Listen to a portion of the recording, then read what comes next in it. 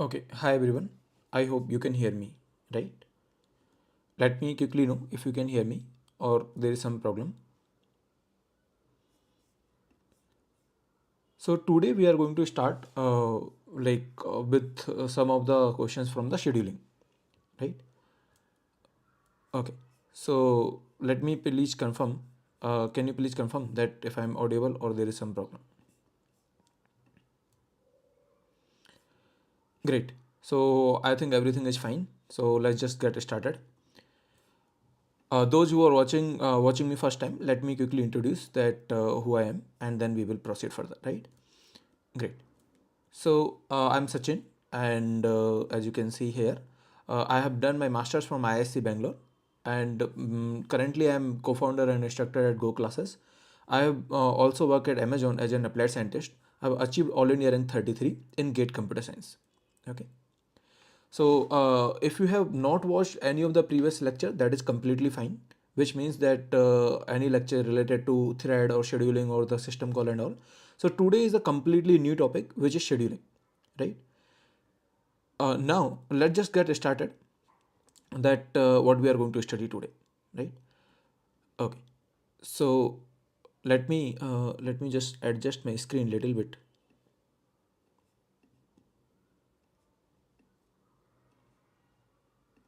Okay. So now let's get started.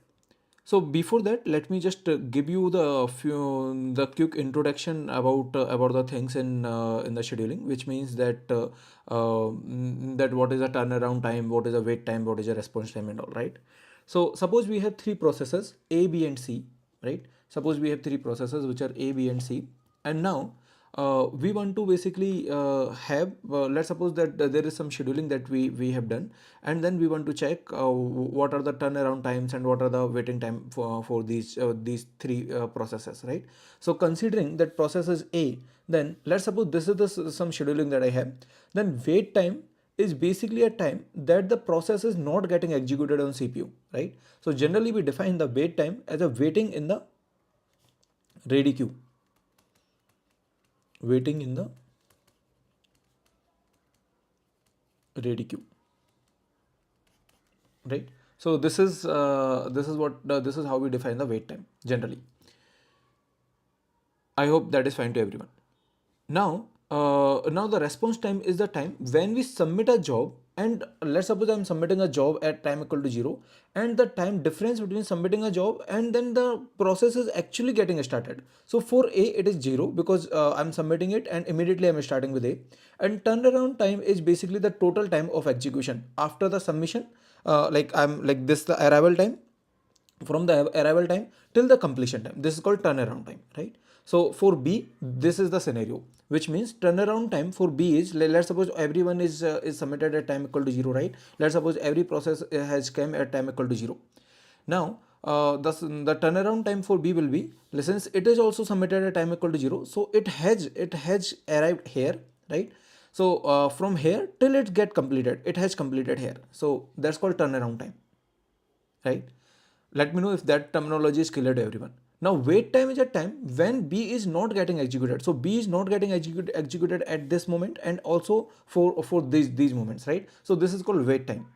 And response time is the time which is basically some smaller part of the wait time, which means that response time is a time where I submit a process and till it started its execution. That's called the response time. Okay, so these are the few times that we have in the scheduling algorithm. Yeah, there are completion time and all. So at the lecture proceed, we might go to some other timings also. Let me know if that's fine to everyone. Okay, so these are the few times that we have in the scheduling.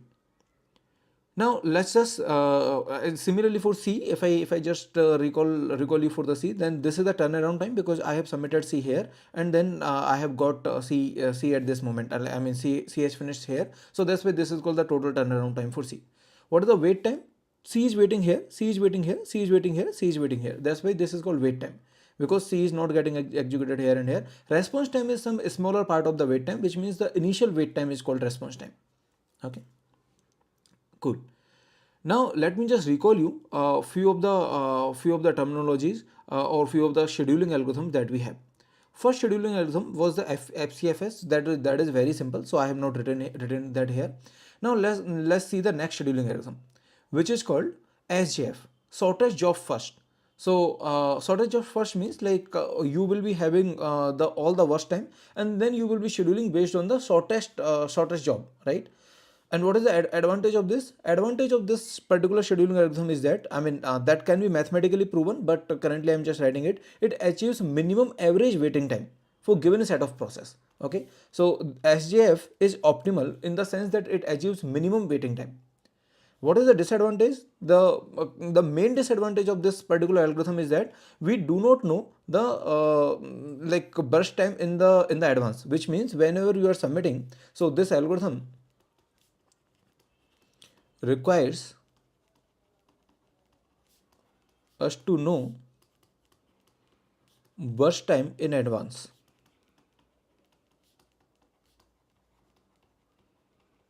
right? Let me know if that is clear to everyone, like why it is requiring the burst time in the advance. So that is very simple, because why it is requiring, because like the decision is made on this criteria only, that what is the worst time, right? So that is why like it requires the worst time in the advance. So that's called SJF. Now let's just see that how it is basically predicting. So obviously like practically it is not possible, right? I mean practically knowing the worst time in the advance is not possible for the all the process that are coming, which means whenever you are submitting a process, you do not know at what time it is going to take. So practically it might not be possible.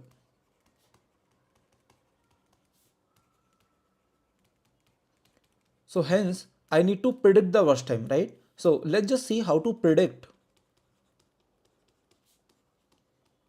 worst times, right? Let's just see how to predict worst time. So suppose that I want to predict some worst time, and let's suppose that I have already run few processes, which means let's suppose that I have run few processes, and now I want to predict the worst time for the new process. Let's suppose this is for P5. Okay, so these are the few processes that I have already run. Maybe let me just name them as P1 to P4. Okay, so let's just say that I have already run P1, P2, P3, P4, and maybe some P5. Okay, so suppose that P1 I have already run, P2 I have already run, P3 I have already run, P4 I have already run, maybe P5 also I already run. Now there is some new process P6 that I want to run, and I want to predict the worst time for this P6. Okay, suppose this is my current problem statement. And for this, let's suppose that the burst time for earlier, for P1, P2, P3, P4, P5 that I have already run are following, which means that let's suppose this has run from 0 to 4, maybe this is 4 to 6, 6 to 10, maybe 10 to 15, something like this, right? So let's suppose these are the burst time that I already have, which is, let's suppose this is 15 to 20. And currently we are here. Okay, currently we are here. You're getting my point? So what I'm saying is that we want to predict the worst time for this P6, and I already know some history. This is my problem statement at present, right? So now let's just see how can we predict the worst time given that we know a few of the worst times, right? So let's just see this. So suppose that I do a simple averaging. So I say that the new worst time that I'm going to have, okay, the next worst time is, let's suppose I'm saying is total worst time. So till now I have seen the worst time of 4, and then the worst time of 2, like 4, 2, 4, 5 and 5. So suppose if I just take 4, 2, 4, 5 and 5, some average of this, divide by how many processes are there. These are the 5 processes. So it has taken the 4 worst time, it has taken 2, it has taken again 4, it has taken 5, it has taken 5. So let's suppose these are the worst time that I have had earlier. I take the average of those all. So how much it will be? I think it will come out to be 4, right? So it will be 4.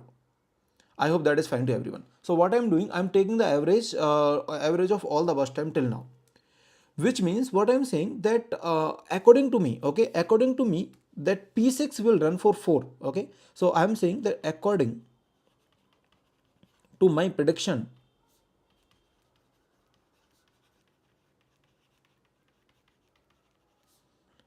P6 will run 4 unit of time, because that's what I have predicted. But maybe it is not necessary that what you have predicted is need not to be 100% true. Let's suppose that P6 is running 10 unit of time. Okay, it could be anything. I hope you are with me. So what I did, I took the average of previous all worst times, and then I'm saying that maybe the P6 will run 4 unit of time, but let's suppose in actual it is running the 10 unit of times. That's perfectly fine, no problem. Now I want to predict for P7, right? For P7. So I will say, let me take the average till this point, which is 4 plus 2 plus 4 plus 5 plus 5 plus 10 divided by 6. So I will take average of all to predict for P7. Now let's suppose this is 30 upon 6, which is 5, right? So it is coming out to 5. Now I'm saying that according to me, according to my prediction, P7 will run 5 unit of time, right? So that's how I'm predicting the worst time. Let me know if that is fine to everyone. Okay. Let me know if there is any issue in this. Now let's just see that what actually happens, which means that I mean, this is my prediction, and that like actually it might be differing from my prediction, but let's just see some graph which will help us to tell that in fact like how much I'm good with my prediction, which means I'm doing some predictions, but how good my predictions are. Let's just see some graph, right? So this is a graph which is telling me that how good my predictions are. So generally, if I'm doing this kind of prediction, okay, so generally let's suppose I'm saying that this is the CPU burst, which means that this is the actual thing that is happening. Okay, this is the real. Okay, these squares are real times. This is what I predicted. So initially let's suppose I predicted 10, but really it was 6. But then I predicted somewhere for this somewhere near to, let's suppose for this I predicted, let's suppose 8, but it was actually 4, right? Then I predicted, let's suppose 6, but and then it was actually 6 only. So this is the initial my guess. These are the guesses. I guessed for 8, but okay, so let's suppose initially my guess is 10. Okay, so it is initial, so let's not worry about it. But then I guessed for 8, but the actual was 6, right? And then I guessed for 6, but the actual was 4. I guessed for 6. See here, I guessed for 6, but the actual was 4. And then I guessed for 6, but the actual is also 6. And then I guessed for 4. Then I maybe guessed for 4, right? Maybe my guess is somewhere here. I'm guessing for 4, but the actual was 5. Something like this, right? And which means that what I am doing, I'm making an average. But the good thing to note here is that my prediction which I'm doing and the real thing is actually getting closer and closer. So see, it is exactly same here. It is little bit different, but yeah, mostly it is same. So it is same. So now if you see that if I'm after some point in time, if my CPU is giving me some let's suppose the CPU burst is let's suppose 13 and 13, then I'm getting closer to closer my real thing. If I'm predicting this way, then I'm getting closer and closer. So that's how I'm predicting. So that's called the running average, right? Running average means you are taking the average every time. You are taking the average of all the things every time. That's called the running average. So I am doing the running average. Okay. But there is some formula using which basically we do the predictions. Let's just see that what is that formula. Okay. So what we do, let me just tell you what we do. So initially, let's suppose that times, these are the real times. Those times are, let's suppose T1, okay, T2, something like this, which means CPU burst for the processes were T1, T2. Okay, for P1 has run for T1 time, P2 has run for T2 time, something like this, right? And I want to predict for P3. Then what will I do? Can anyone tell me if I want to predict for P3? I will just take the average, isn't it? I will just take the average of T1 and T2. So for P3, if I want to predict, then I will say I will just take the average of T1 and T2, and I will say that P3 will run for this much time. Okay. So what we do, we will be keep on taking the average. So let's suppose that there are few processes, maybe T3, this is T4, maybe this is T5. There are few processes that has already run. Maybe this is P3, P4, P5. Now I want to predict for P6. Can anyone tell me what will the answer for P6 if I want to predict? Let's suppose the prediction I'm calling it as 6, which is basically T1 plus T2 plus T3 plus T4 plus T5 upon 5, right? Is this clear to everyone? If I'm predicting for the next process, which is which is P6, then this is my prediction for P6. But now let's assume that my P6 is not actually running for this much time. My P6 is running for T6 time. Okay, this is my P6. Now I want to predict for let's suppose P7. Now what will the answer for prediction for P7? This is the prediction for P7, right? I mean, I'm predicting, but it need not to be 100% true. So that's why like I will be doing something like this. So that's what my prediction was for P6. My prediction for P6 for P6. This is my prediction for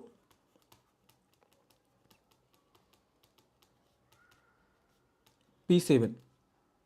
Right? So these are our predictions, but it need not to be true, which means in reality these are my predictions, but in reality what is the answer?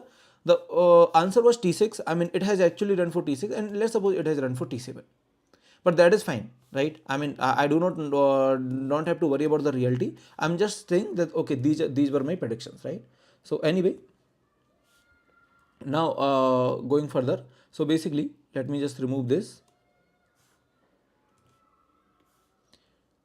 Okay, so I hope you understood that how we are calculating S6 and S7. Interestingly, can you just tell me what is the relationship between X6 and X7? Can you just put this T1 plus this whole value as 5 into S6? Can you put this whole value as 5 into X6, which means it is 5 into S6 plus T6 divided by 6, isn't it?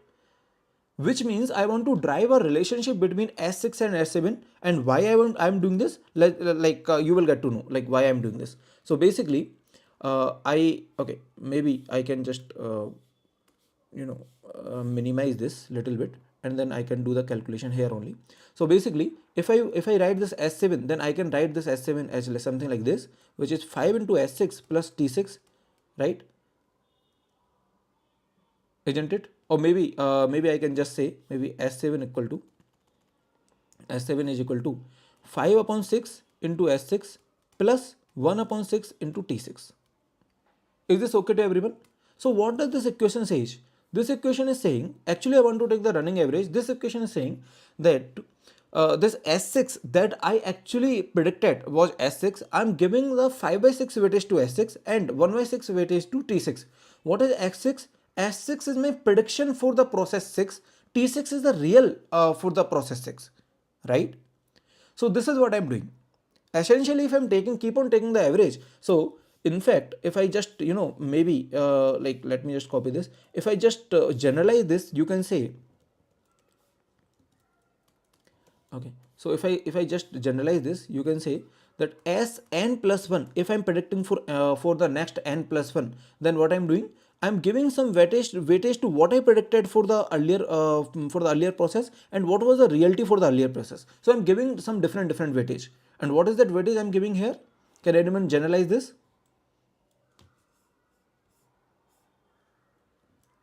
So n value here is I think 6. So I can say if n value is 6, so n minus 1 upon n, and then 1 upon n.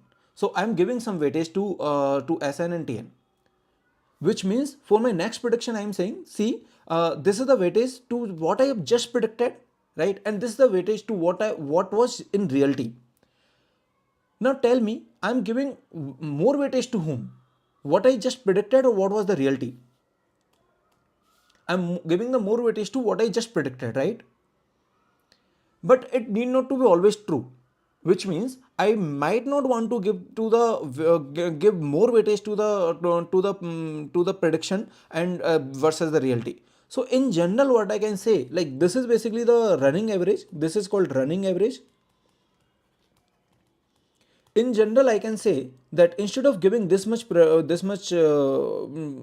weightage, I can say alpha into Sn, or maybe 1 minus alpha, whatever you want to write, right? Either you can you write alpha or you write 1 minus alpha, does not matter. So let me write 1 minus alpha. I mean, one will be 1 minus alpha and another will be just alpha, right?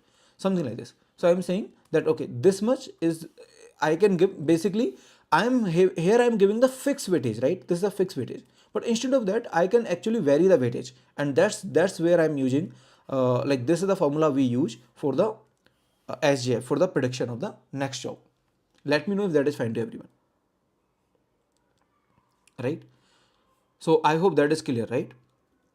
Cool. So this is the weightage we are giving.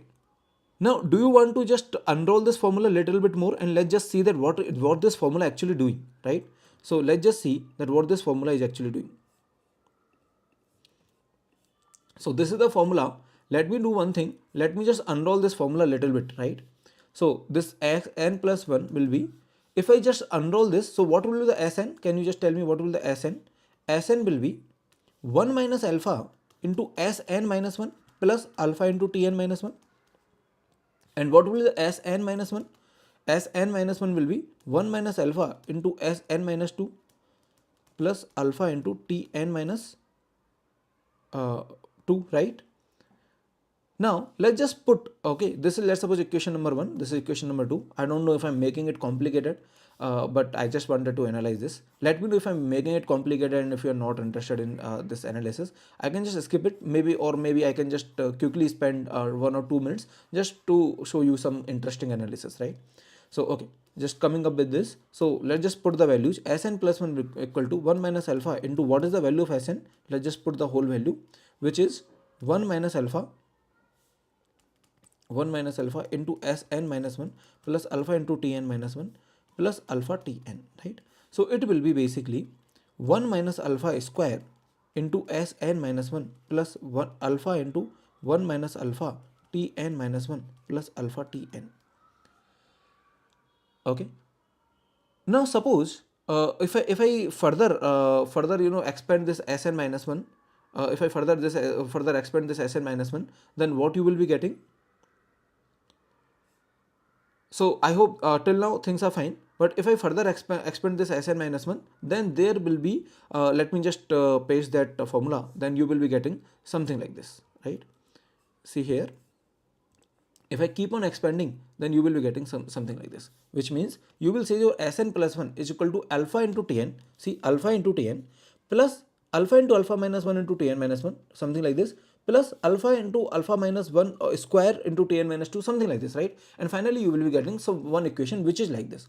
So basically, how I come up with this equation, I am saying I am giving alpha or 1 minus alpha weightage to Sn, and then I am giving alpha weightage to Tn, and then this was Sn plus 1. That's what I'm doing. But I just wanted to have a closer look on this. These two formulas are actually same. It's not like these two formulas are different. These two formulas are exactly same. It's just a closer look, or I just unroll the above formula, right? I just unroll the above formula.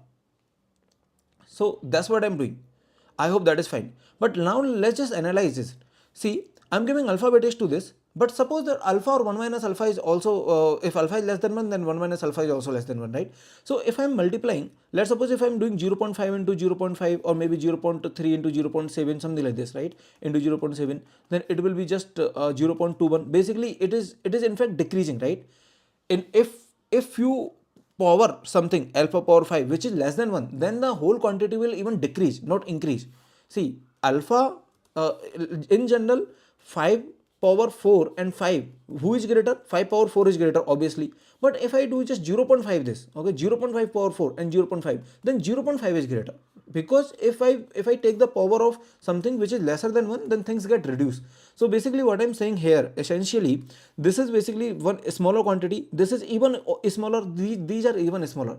So I'm saying that I'm giving more weightage to Tn, and then I'm giving a smaller weightage to the past Tn, that was the process, that was the real time for process n-1, and similarly I give lesser and lesser weightage to the older processes, and that's what makes sense also, right?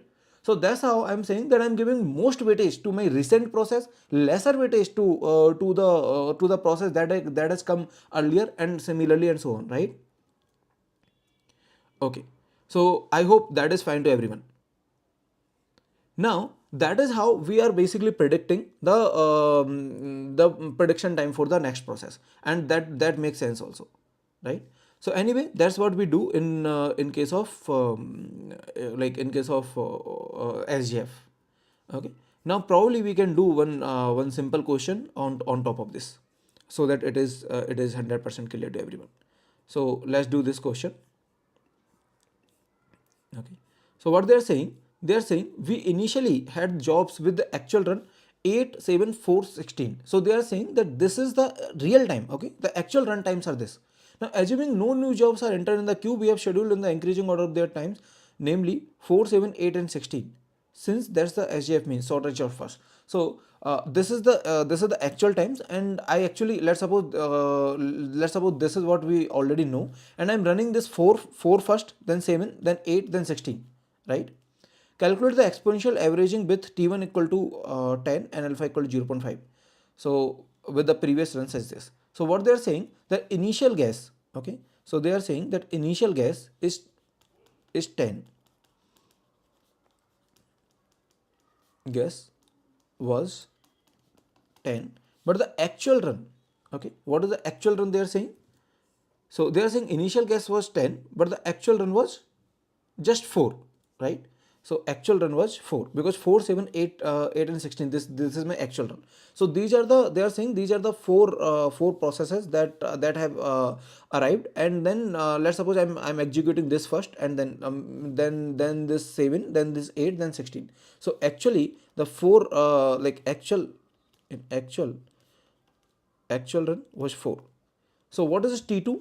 T2 says that I will give some weightage to the actual, right, and some weightage to the initial. So they are saying that we are giving 0.5 equal weightage, which means they are saying that we are giving equal weightage. So what is this value? 2 plus 5, which is 7. So I am saying that my next guess is 7, right? So now T3 will be, I am giving some weightage to this what I just predicted, or maybe if you want I can call it S. Okay, so this is S2 and S3. S means that what I just predicted, and I'm giving some weightage to this. And what was the actual one? Actual one is also 7, right? Actual one is also 7. So I will say I'm giving some weightage to actual, some weightage to this. This is also 7. Now can you calculate the S4? S4 will be, I am giving some weightage to this, which is to this what I just predicted, plus some weightage to the actual. What is the actual? Actual is I think 8. So actual is 8. So if we calculate it, then I think it will be 7.5, right? And then I think they are saying that okay. Then the next process is 16. So you can I think do this right. So what they're asking, calculate the exponential average and the algorithm with the previous runs. Calculate the exponential averaging with T1. Okay, I think the question in this question they just want to ask this this S4. I forgot to type the complete question. Basically they want to ask this calculate S4. Okay, so S4 will be 7.5. Basically C is the answer. I mean that's very easy numerical question, or what you just predicted, right? What is actual, and what is your prediction. Based on this, you will calculate the next prediction. That's all. Okay. So now let's move further. Okay. So next type of scheduling is priority scheduling. What is a priority scheduling? It is basically some scheduling in which we are giving the priority. Priority could be the internal, priority could be external, which means that in the SJF, I am giving a priority to the next CPU first. I mean, smallest job first, right? So it is somehow priority. In the FCFS also we are giving the priority who is coming first, right? Equal priority process schedule in the FCFS order. So basically in FCFS also you can say I'm giving a priority to who is coming first, or maybe I'm giving the equal priority to everyone. So priority could be internal, which means SGF is giving a priority based on the shortest job first. Or maybe it is external. External means the user might decide that okay, this is the highest priority job or something, right? So these are the priority scheduling. Can be preemptive or can be non-preemptive. So maybe it will be more clear with the examples. So currently I'm just going with the quick introduction with the scheduling algorithms. Then we will just solve few of the examples. Okay. And now let's just see the third type of scheduling, which is multi-level feedback queue. So these are the just a two rules which says that when a job enters in the system, it is placed in the highest priority queue. So basically, let me just tell you that what do we have in this multi-level feedback queue. So in the multi-level feedback queue, we have multiple queues, and then each queue is having some priority. So I will say that this is having the highest priority. Let's suppose this queue is having the highest priority, and then whenever any job is coming, I will put that job here in this queue only. I will run those jobs for maybe quantum, based on the scheduler algorithm it is having, based on the scheduler algorithm it is having, and then I will keep on shifting the jobs, right? So highest priority, once the job usage of its allotted time in the given level, let's suppose it is having some 8 times, something like this, regardless of how many times it has given the CPU, its priority is decreasing, which means it is the highest priority, it is the lowest priority queue. Okay, so it is the highest priority queue, it is the lowest priority queue. I will put all the jobs here, and then I will keep on shifting to the lower queues. So let's just see one example. Maybe after it will be more clear. So let's suppose Q node. This is Q node. This is Q2. Q node is having round robin scheduling with 8 millisecond. Q1 is having round robin scheduling with 16 millisecond. Q2 is also having some FCFS scheduling, right?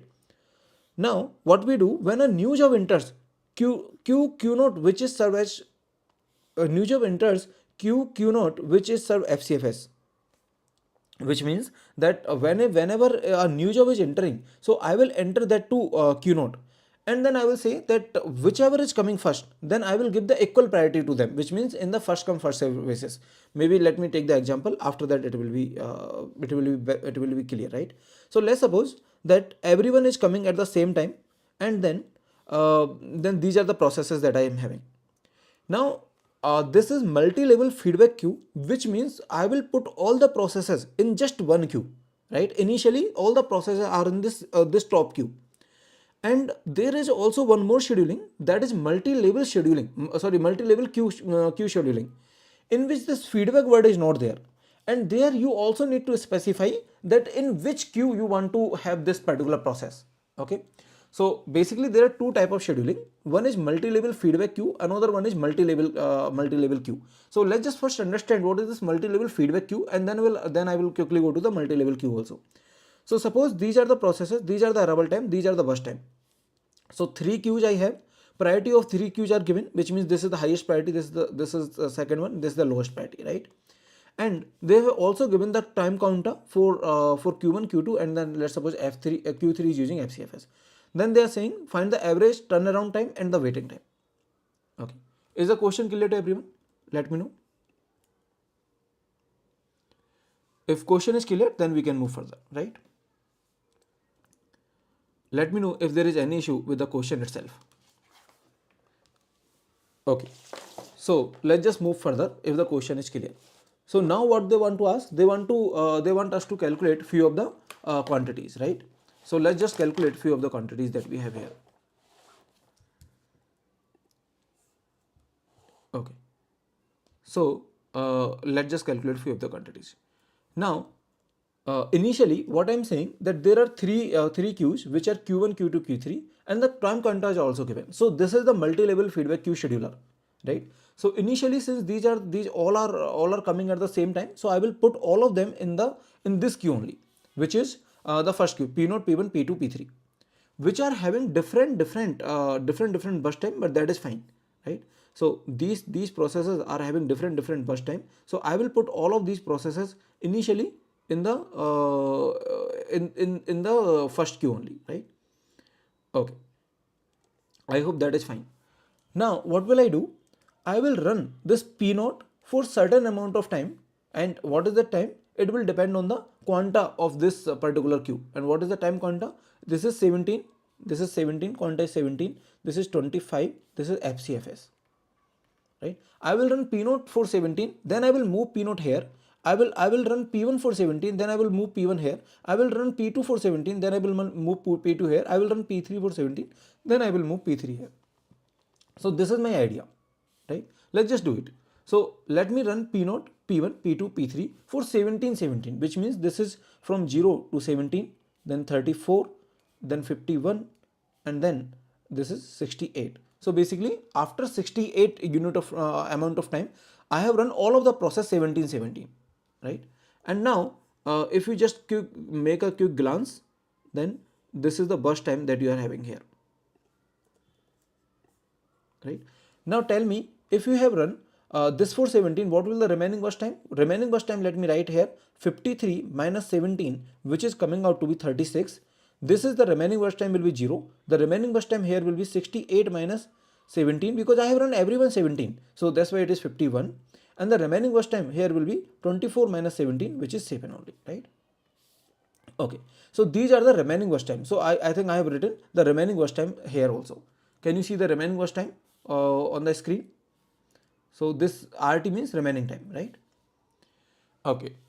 Now what I will do? Can anyone tell me what I will do? What is the state of the queues? When in which queue I am these are the three queues I have, Q0, Q1 and Q2. Now in which queue all of these processes are? All of these processes are in Q1, right? Yes. All of these processes, see here, are in Q1, but I do not have the process, this process, because this process got completed. So I do not have this P2. Otherwise, all of these processes, sorry, this P2 is not there. Here I do have P3. This is a typo. I do have P3 and P4. P0. Sorry, this is starting from okay. The numbering is like this. This is starting from P1.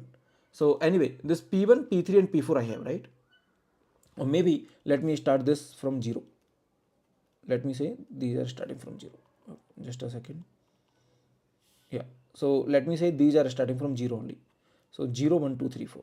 So that I'm consistent. Right? So I do not have P1 here. I have P0, P2 and P3. Is this clear to everyone? Now what is the time counter for this? I think the time counter for this is 25, right? So what will I do? I will run P0, P2 and P3 for 25, 25, 25, isn't it? So let's just run this for 25. So I think at 68, then I will be running for 25. Okay, this is 25, this is 25, this is okay. The remaining time here is I think 7 only. So I will run for this for 7 only, right? So I'm running this for 7, this is for 25. Let me know if that is fine to everyone. Right? So what it will be? This is 68 plus 25. What is 68 plus 25? This is 3 and this is 9. This will be 93. 93 plus 25 will be 8. This is 118 and 118 plus 7. This will be 125. Something like this, right? Anyway, and then you can calculate the remaining burst time also. So basically, I have run these processes for few steps, and then you can calculate the remaining burst time. Now can anyone tell me in which queue I am? So I have run Q for Q0, for Q1 and for Q2. This was some time counter, right? And then I have run for this also. Now all of the processes will be in this Q2, right? Okay. So I think all the processes which are remaining is only this one, right? So if I run everyone for 25, then I think these are the 4 processes. This is already finished. This will be finished, and the remaining burst time. If I'm running everyone for 25, can you calculate the remaining burst time now? Okay. The remaining burst time will be minus 25 will be 1 1. It is 11 minus 25. It will be 0, right? So it will be 6 4 2 2 26 11 and 26, right? So these are the remaining burst times that I have, 11 and 26 for these 2 processes. Let me know if that is fine to everyone.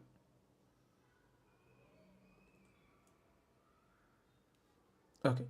If this is fine, we can move further, right? So these are the remaining burst times. Now what you need to do, you need to just calculate for FCFS. So you need to basically, FCFS means that this which got completed first.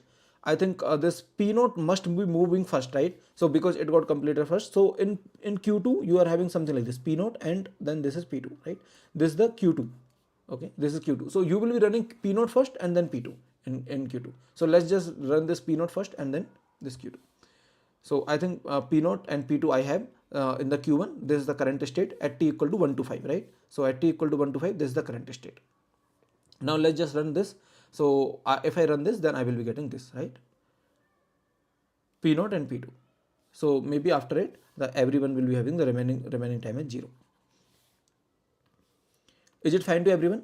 So this is called Gantt chart, right? Gantt chart means that you are just showing the possible execution for every process, or some people call it net chart only. Net. Okay, G is silent. Sorry. Yeah, net. I don't know like what is the correct pronunciation, but let's just call it Gantt or net chart. Okay, this is net chart for multi-level feedback queue. See, complete. Okay, complete net chart is this. Sorry for that contrast in the image, but I hope that is fine to everyone. Let me know if you have understood this. How to proceed with the multi-level feedback queue, or there is any doubt in this. Okay, so maybe you have understood this, right? Now let's move further. So let's just, I mean, now I think you can calculate these numbers, which is the completion time, turnaround time, and waiting time, right? So this was the net chart.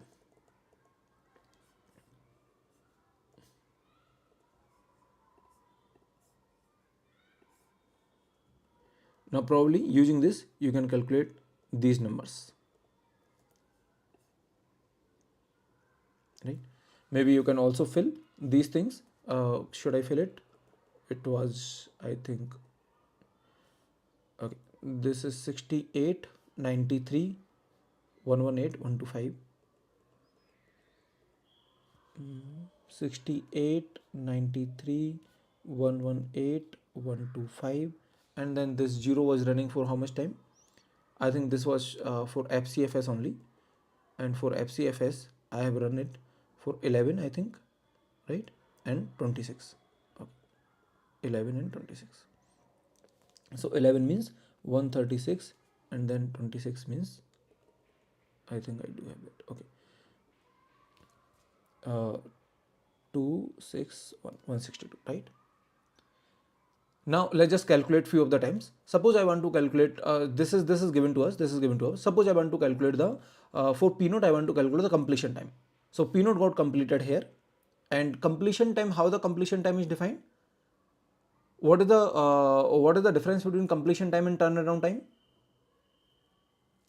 So turnaround time, generally we say, can anyone tell me the difference between turnaround time and the completion time? See, this is given here. The turnaround time we say from the arrival, right? From the arrival only we say we measure the turnaround time, and the completion time we say that from the starting time. So yeah, so I think maybe you can calculate these numbers easily, right? Once you have these numbers in place. So I think we can move further. Let me know if there is any doubt in this.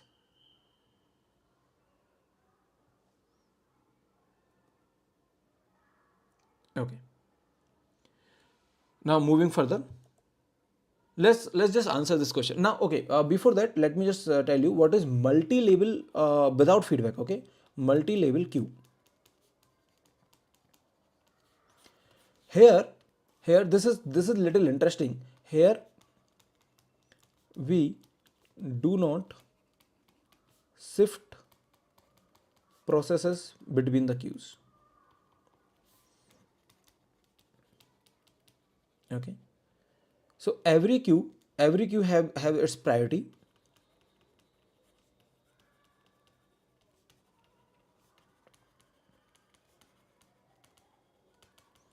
and at the time of arrival, time of submission,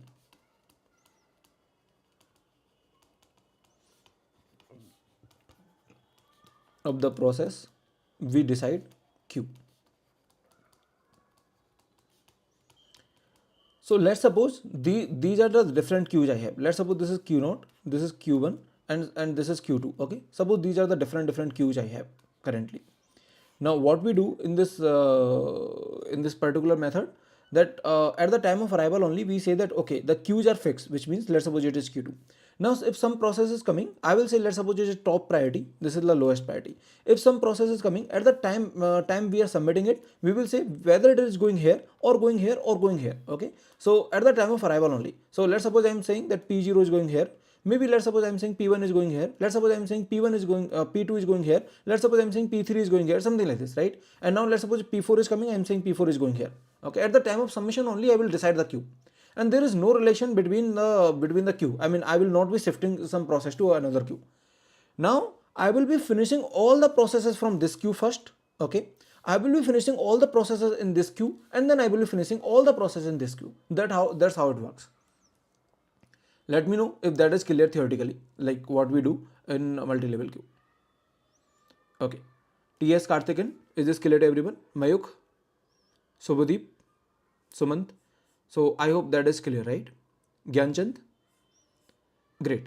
So if it is clear, let's just move further. That's what we do in multi-level queue, right? So have you understood the difference between multi-level queue and multi-level feedback queue? In multi-level queue, we decide the queue, and then we do not do this, right? We do not shift it. We will be running all the processes in this queue, and then we will come here. We will be running all the processes in this queue, and then we will be running all the processes in this queue, right? Cool. Now let's just do this question. This question I have taken from NUS University, okay? So which is one of the top university. Let's just see what they are saying. So can you tell me which one? What is the correct answer here? Which one is true? Which of the following statement is false? That's what they're asking, right? A round robin scheduler behaves just like a FCFS scheduler for infinitely large quantum. Yeah, that is true, right? If your quantum is very large, then it means that you are running every process just like FCFS. Multi-level feedback queue (MLFQ) scheduler behaves just like a round robin scheduler if there is only one priority level. Okay, if there is only one priority queue, then I think it is just like a round robin scheduler, right? I mean, you will be just you will not be shifting from anywhere. You will be just keeping in this. Yeah, that is also true. Shortest remaining time first scheduler behaves like a shortest job first algorithm if set of processes are fixed. No new process is created and the process is completely CPU bound. So they are saying if there is no new process and at the execution time everything is fixed, which means let's suppose at the arrival time there are 5 processes P1, P2, P3, P4, P5. Then shortest remaining time first is just same as shortest job first. In shortest job first, let's suppose this is the least execution time it is having. I will be running P1 and then maybe I will be running after P1 I will be running P2, P3, something like this, right? In shortest remaining time first also you will be running P1 since everything is known at the initial, so you will be running P1, and then since you are executing P1, that burst time is even getting decreased. So the priority of P1 is in fact getting increased. I mean, you will not preempt this P1, right? Because there is no new process that you know that is having shorter time than P1, so you will not preempt this P1. So yes, that is also true. Is this clear to everyone?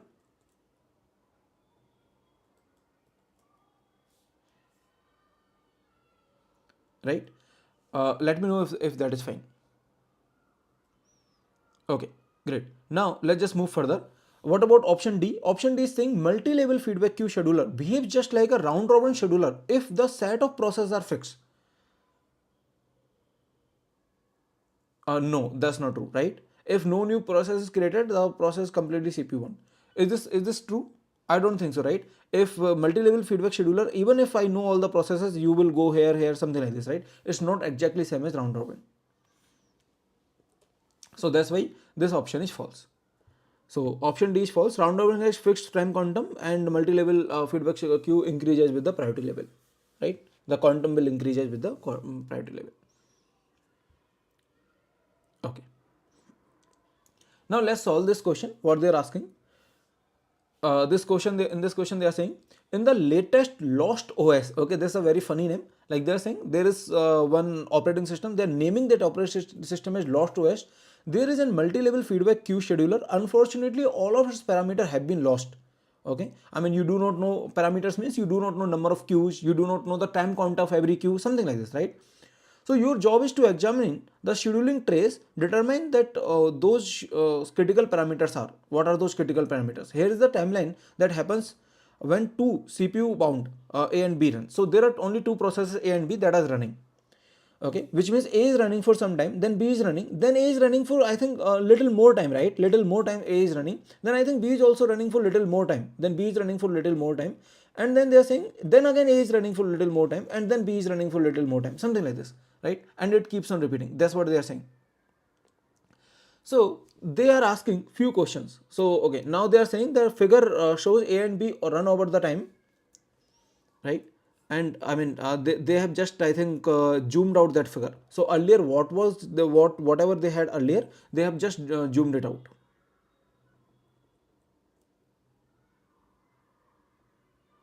Thank you, Vikram. Thank you so much.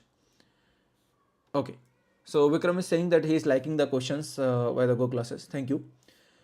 So I hope this picture is clear to everyone. Now they are saying that let's just zoom out. Okay, let's just put a lens on it. Okay, and let's just zoom out it, that what is this picture. So they are saying, just to help you out, okay, to help you further, a close up of the first part graph is shown here. Okay, so they are saying 0 to 10 this A is running, and then 10 to 20 this B is running, then 20 to 40 this A is running, then 40 to 60 this B is running, like that you are keep on running. Now they are asking few questions. How many queues do you think that this multi-level feedback scheduler has? Okay, this is the first question that they are asking. How many queues do you think this multi-level feedback scheduler has? Tell me.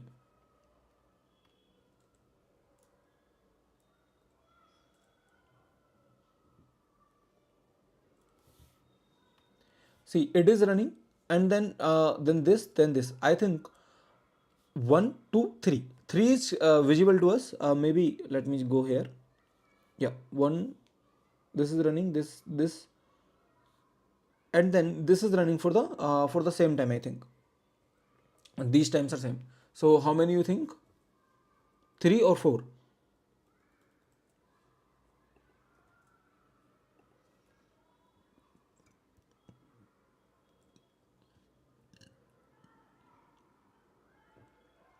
3 queues, right? 10 millisecond, 20 millisecond, and 55 millisecond. So one is having, see, this is the 10 unit of time. So there are 3 queues that you have. These are the 3 queues. One is having 10 millisecond, then you have 20 millisecond, then you have 55 millisecond, I think, right? Or 50, whatever it is, right? Yeah, 55 millisecond.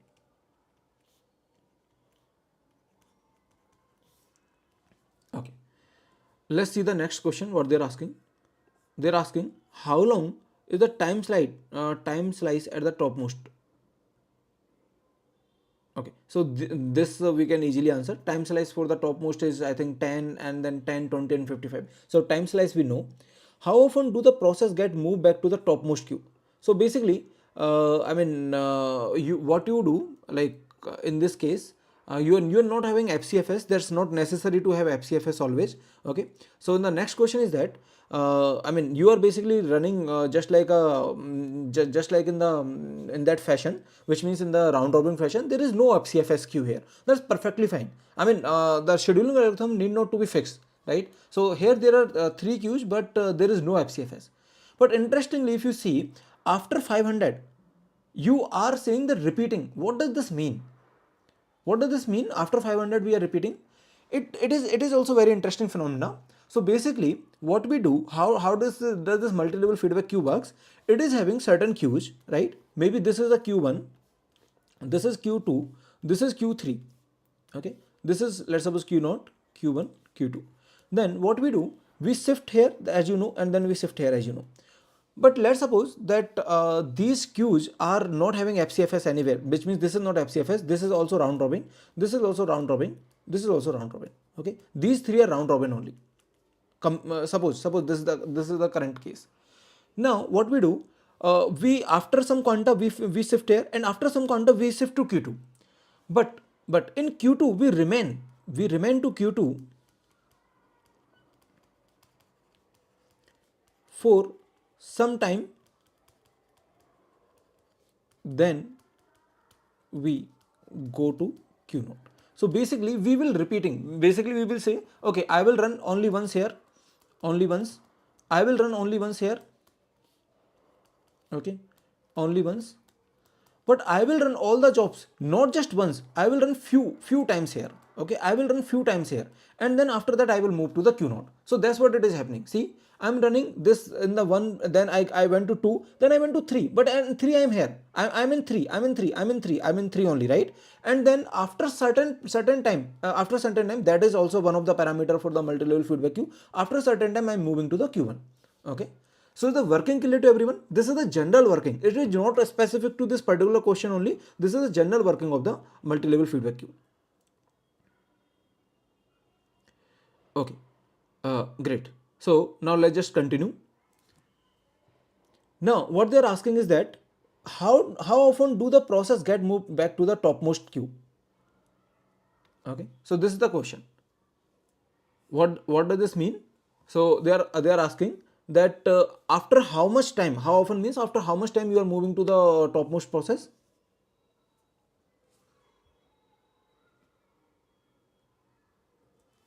See, I think after this 500, right? After this 500 millisecond, you are moving to the topmost. So you will say after the 500 millisecond, right? So how often? You will say after 500 millisecond, we are moving to topmost. Okay. Now let's just see E. Why does the scheduling policy multi-level feedback queue move process to the higher priority levels, that is topmost queue sometimes? Why you are moving to the topmost queue? Yeah, that is very nice question. Can anyone tell me?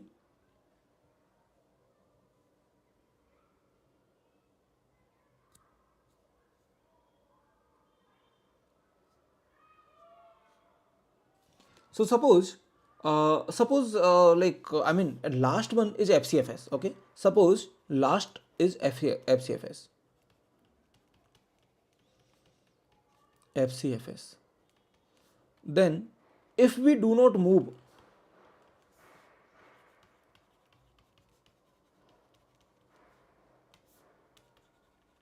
then we might suffer from starvation, right?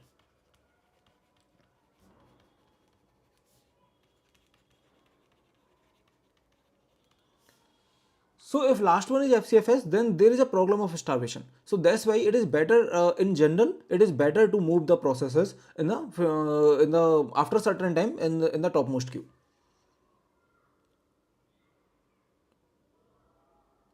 For better interactiveness, yeah, I'm not 100% sure what do you mean by the interactiveness. How can we schedule such a process run? Alpha is asking how can we schedule such a process run one time in Q naught and Q1 and several time in Q2. No, what is what is issue in this? You can do this, right? I mean, if there are multiple queues, you just run your processes only just once here, only once here, and few times here. And after the few times, you just go to the Q note again. That's how multi-level feedback queue works. Okay. So I hope with this example, the complete and crystal idea of the multi-level feedback queue is done. That how does even the multi-level feedback queue works? Let me know if there is any doubt.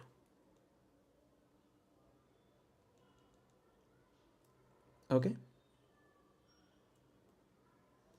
Let me know if any doubt is there.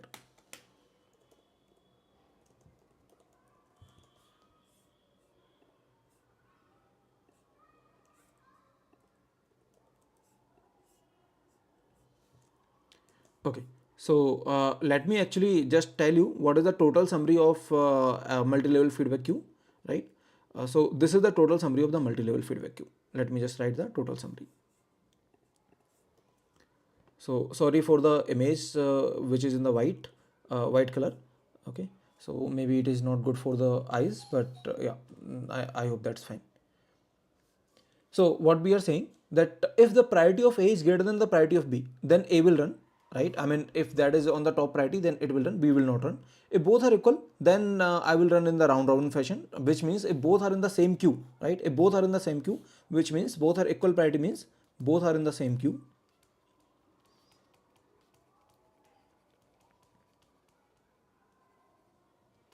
Right? Okay. Let me know if there is any doubt.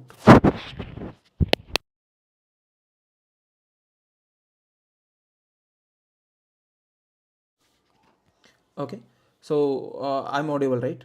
Let me know if my voice is not there. Okay. So when the job enters in the system, it is placed in the highest priority. That also you know. Now see here, once a job uses up its time slot at the given level, regardless of how many times, that it will move down to the queue, right? After some point, after some period of time, as move all the jobs in the system to the topmost queue. See this rule 5. This rule 5 is very important. That after some period of time, as move all the jobs in the system to the topmost queue, right? Okay, so I hope that is clear to everyone. Okay, great. Now let's move further.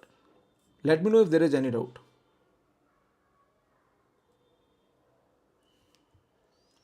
So let's just solve this question. This question I have taken from University of Waterloo, and let's just solve this question. What this question is saying. This question is saying, this is again about the multi-level feedback queue, and after this question we will be following the gate PYQs. Now you might be asking that why I'm not doing the gate PYQs for multi-level feedback queue, because I have not found any interesting PYQ there, right? If there is no PYQ that is related to any particular algorithm, then we will be following some standard questions. Otherwise, like, I will try to convey all the concept from the PYQs only. Okay. So since there was no good PYQ, that's why I have followed this. By the way, this multi-level feedback queue rules are clear to everyone, right? So this is a refined set of multi-level feedback queue rules. Okay. So suppose an operating system uses a primitive multi-level feedback queue scheduler for the simplicity the infinite number of levels. Okay, that's very interesting. Now they are having infinite number of levels, right? I mean, generally it doesn't happen, but for the sake of question, they are saying it. New process start at level 0. A process that uses its entire quantum at level I gets demoted to level I plus 1, which means you will be going from I to I plus 1 when the entire quantum is used, right? Like this. This was the rule of multi-level feedback queue is.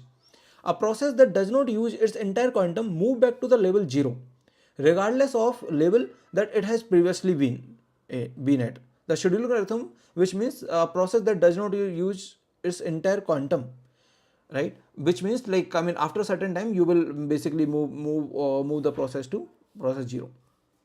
The scheduling quantum for the level I is 2 power I time unit, which means the quantum here is 2 power 0 units. The quantum here is 2 power 1. Here the q value is 2 power 2, something like this. So for I, they are saying that you are starting from level 0, and then for I there is 2 power I, right? Initially there is one process in the system. It requires total of 9 time units of the running time before it get exist. So initially there is only one process, and then let's suppose P1, and the burst time of the P1 is given to us. P1 burst time is 9, right? That's what they are saying. Okay. Now what they are saying, before it get exists, it requires total of 9 unit of times. After every 2 unit of running time, the initial process will create a new process. Oh, that's very interesting. So after every 2 unit of time, this initial process, if it is running 2 unit of time, then it will create a new process, right? Okay. These new process require only 1 unit of time running before they exit. So every process it is creating, it will be requiring just one unit of time. Note, the process creation does not cause preemption of the creating process. Okay. None of these process perform any blocking system call. Once, what will the turnaround time for the initial process? That is how long it will take for the initial process to finish. Okay. So they are saying that after every 2 unit, okay, after every 2 units we, or maybe P1, right? Let's just call it P0. P0, just create a new process which is having the burst time as 1, right? Can you solve this question? What will the turnaround time for P1? That's what they're asking. Let's just try to solve this question.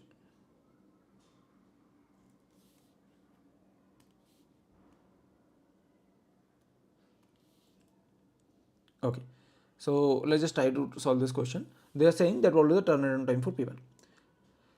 So I mean, we can solve this question. Maybe let me just tell you that how. From 0 to 1, what you will do, let me just tell you. See, so this is having time quantize 1, q equal to 1. This is having time quantize q equal to 2. This is having time quantize 4, something like this. Q equal to 2 power 2. This is q equal to 2 power 3, something like this, right? Now after one amount of time, it will go here, and the remaining watch time will be 8. After one amount of time, the remaining watch time of P0 will be 7, and it is here only, right? And at this point in time, it will create one more process with the quantum of 1. So it will create one more process. So the process will be here, right? So P1 will be here. Let me know if that is fine to everyone. So basically, I mean, after one amount of time, or maybe after 2 amount of time. So after 2 unit of time, this is the scenario that P0 is having remaining watch time. This is the remaining burst time. Now interestingly, this process has created one more process. Now as you can see how this algorithm works is like that. Will you be running this p node now or p1 now? That's my question. My question is that you will be running p node or p1. What do you think?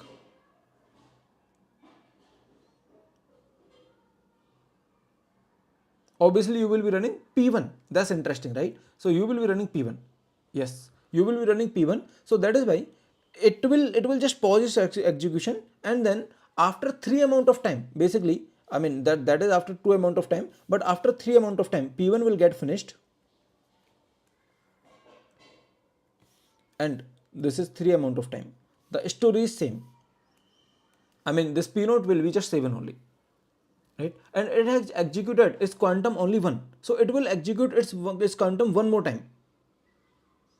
So it will execute its quantum one more time, and then it will say that okay, maybe after 4 amount of time you will be having this as 6, right? No, sorry. So basically after 2 amount of time you are spawning one more process, and then after 4 amount of time this will be 6. Yes. So since it has no, this is not 4. After 2 amount of time you have run this, after, and then because p node has run 2 amount of time, and now the when the p node is running 2 more amount of time, then it will run it will create one more process, which means when it is going from 7 to 5, then only it will create one more process, right? So after 2 amount of time this is the story, but after 3 amount of time this will be the story, right? It is just 7 only. Now after 4 amount of time, right? So p node has currently run in this particular queue. It has currently run at this point in time. It has currently run the remaining quanta. Let me also write remaining queue. It's just one amount of time, right? See, one p1 has run. P node has run one here, and then total time 2 unit of time has been spent for p node, and 1 unit of time has been spent for p1. Is this clear? And then this is the current story. Now after 4 amount of time, you will be running this 6, right? And which means this quanta get completed. Now you will be moving the p node here. P node will be moved here. Now tell me, when are you going to create one more process using this p node? See, as I said here, if you are creating one more, initially it was 9, then after 7 you will be, when it is 7 you will be creating one more process, and when the remaining time is 5 only, then you will create one more process. So here the remaining time is 6, you will not create one more process, right? So now let's suppose after maybe some amount of time, maybe after 5 amount of time, 5 unit of time, the p node will be having the remaining time, the p node will be just 5, and the remaining quanta, here it was 4, the remaining quanta is 3. This is the remaining quanta. Let me write remaining quanta. So here the remaining quanta is 3. Now whenever it is 5, you will create one more process, right? So here now you will be creating one more process. So which means let me just go here maybe. Okay, from 0 to 1 and 0, like 1 to 2 you will be running this p node, and then at 2 there will be a child, right? uh, yeah, so from 0 to 1, 1 to 2 you will be running. Then they are saying first child process. Yeah, first child process is created at 2. At 2 you are creating the first child, and then that 2 to 3. Okay, okay. One thing is very important to note here is that they are saying that the preemption is not happening. Okay, these new processes require only 1 unit of time. Note the process creation does not cause the preemption of the creating process. Okay, which means if you are running some process, then you will start running the child once the quantum is completed. That's what they are saying. Now it makes this question little easier. Yes. So we will not preempt it. Okay. So maybe I think you can see the question now. So we will not preempt it because that's what the question is saying. Yes, without the preemption. So I think like now this question is little easier. You will be running this for 0 to 1, and then the process, the first child will get created here, but you will be completing your quantum. Then first child will be running, and then you will run for the second quantum, and the second child might get created, but doesn't matter. I mean, say you will be running the second child just after the quantum only, and then third child will also be created. Second child will created, third child, here the two childs are created, but let's not worry about it. You will be running those two childs once the quantum is completed, right? And then this is very easy question then, right? If there is no preemption. If there is a preemption, then this question becomes a little trickier, right? Okay. Burst time of the children is given to us as one quantum, one only, right? They are saying the burst time of the children is given to us as one. See here, 1 unit of time. Okay. Okay. Now let's just move to some of the gate question maybe. Let's just move to this question which has been asked in GATE 1998. So basically today I wanted to give you some interesting questions regarding multi-level feedback queue. Now I hope you understood what is multi-level feedback queue, and you might have also understood what is multi-level queue only without feedback. It is very easy in the sense that the queue is initially fixed. Here the queue is only first queue, right? First queue. Here the queue could be anything. Queue could be anything, right? Now here we keep on shifting.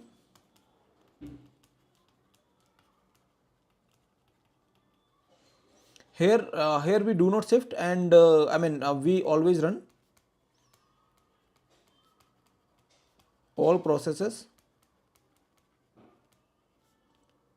of top priority queue,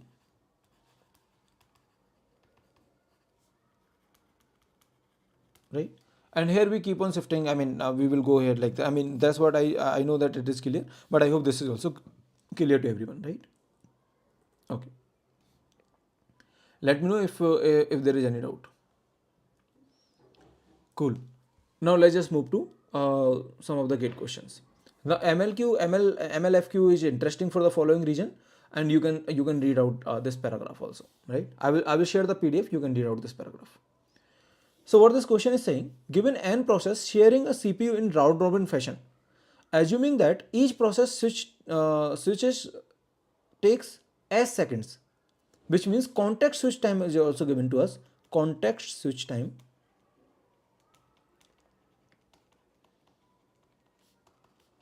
s seconds, and then what they are saying, what must be the quantum size q such that the overhead resulting from process switching is minimized.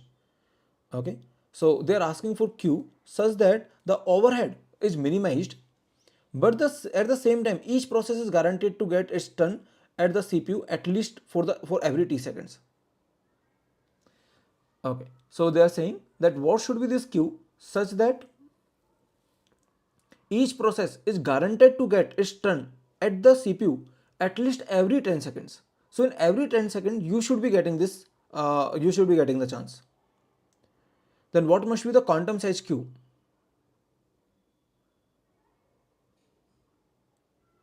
Okay, so yeah, that's little interesting question. Do you want to give it a try? Maybe just solve it for a few seconds, and then I will solve it. Okay.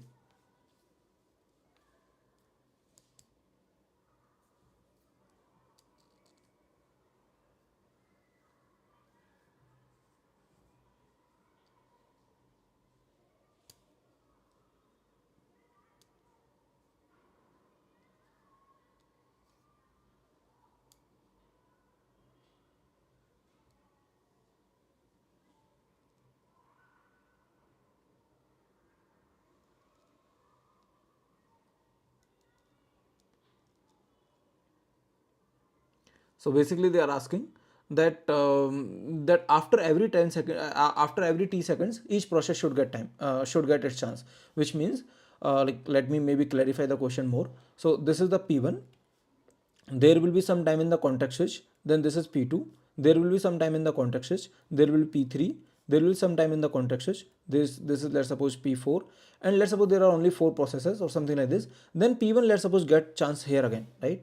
So there is just some time in the context switch. Now they are saying that after every t seconds P1 should get again chance, which means from here to here at least this should be t, this should be t, and then each process is running for q amount of time, and then context switch time is s, right? That's what they are saying.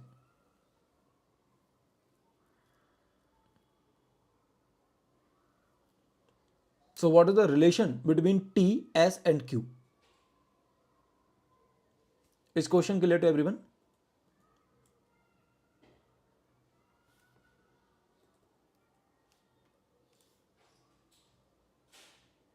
Okay, so I hope question is clear to everyone. Now let me just try solving it. See what they're saying, it's easy question, I mean not very tough question. They're just saying that some parameters are given. Consider a n process, so let's suppose these are the n process P1, right? P1 is running for certain time, and there is a time for the context switch that I'm wasting basically, right? This is the time that we are wasting because of the context switch, and then P2 is running, and there is certain time we are wasting because of the context switch. Then P3 is running, then there is certain time we are wasting for the context switch, and then P4 is running, and so on. And let's suppose finally Pn is running, and then there is certain time you are wasting for the context switch, and then P1 start get running again. So this is P1. So from here till here, how much time do you have? This should be t. This should not be more than t. That's what they are saying, right? Whatever time it is. So this should not be more than t. So what is that this time? This is s, this is q, and if I just measure this time, so I think between, if there are let's suppose only 3 processes, then there are 2 times s. Sorry, if there are let's suppose 3 processes, which means if not n processes, let's suppose there are just 3 processes, which means something like this. See,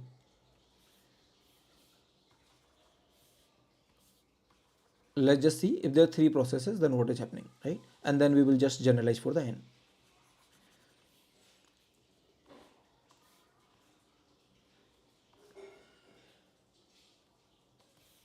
So if there are 3 processes, then how many times you are having this s and how many times you are having this q? You can easily see that s is coming 3 times, q is coming 2 times, right? So basically 2q plus 3s if there are 3 processes. Similarly, if there are n processes, so n minus 1q plus ns. This is the time. This is the time that we are talking about. This time should not exceed t, which means that this time should be lesser than equal to t. That is our demand. Okay, that's the question says. Is this clear to everyone? That what this question is saying? This time should be lesser than equal to t. So then they're asking that how to how to solve this question. I mean, what is the answer for the particular parameters?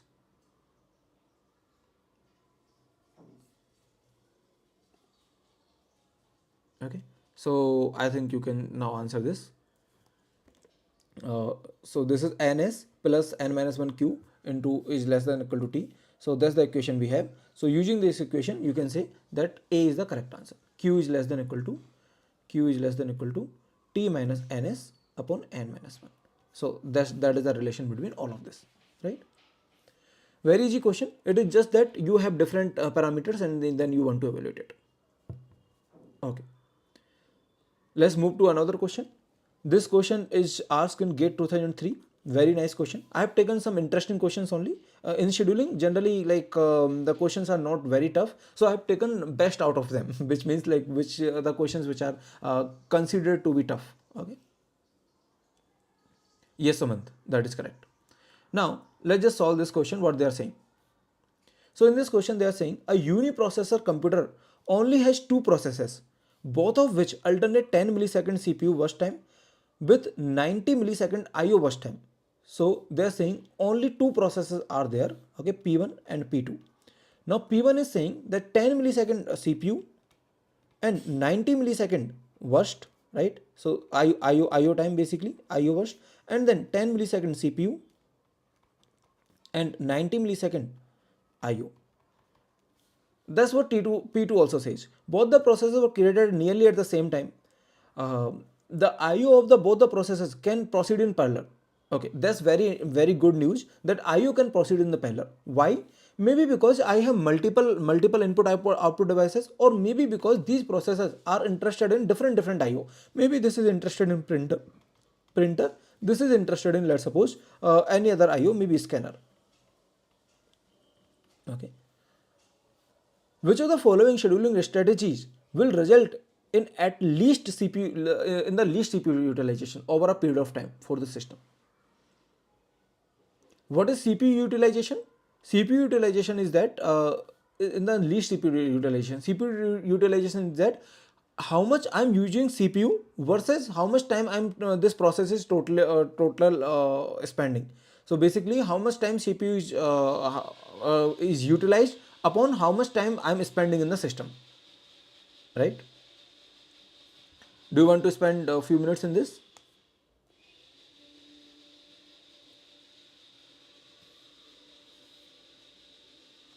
So I think we need to do it maybe with that options only.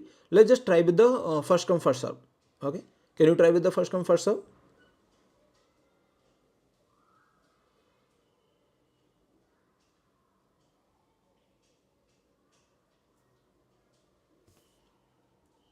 Okay, let's just try with the first come first serve. That's very interesting question. So let's just see what's going to happen with the first come first serve. So see, both the processes are coming at the same time. So let's suppose it is P1 or P1 and P2, or maybe if you want you can say P0 and P1. I mean, it is just numbering. So this P1 and P2 both are coming at the first time. So I will say, like in the FCFS, from 0 to 10, 0 to 10, since it will be running P1, and then from 10 to 20 you will be running P2. But after this 10, P1 is doing IO, right? Now P1 is doing IO, and P1 will come back after 100 or after 90, which means P1 will come back after 90, which means at 100 P1 will come back. So P1 will come back here. Is this clear to everyone? P1 will come here. P1 will come back here. Now similarly, P2 will come back after 90. I mean 20 plus 90, which is 110. So P2 will come back here. Okay, let's suppose it is 110, and then P2 will come back here.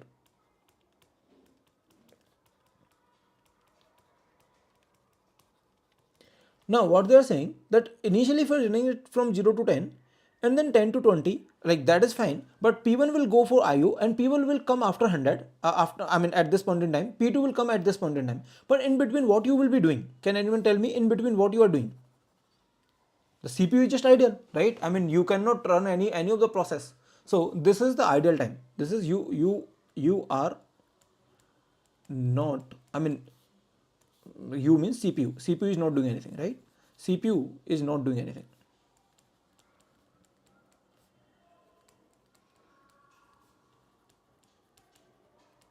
Is this fine to everyone? Let me know. Yeah, that is fine, right? So CPU will not be doing anything. So basically, out of 100, I mean, you can take any cycle. Cycle means you can take any time for the utilization. Utilization means that how much time CPU you are utilizing. Okay, CPU utilization. CPU is running. How much time CPU is running upon total time when CPU is turned on. CPU is basically on. Okay, CPU is on. So CPU is running for, let's suppose, 20 milliseconds. Out of this 100, you can take this 100. So you will say this is the CPU utilization here, right? Currently this is the CPU utilization.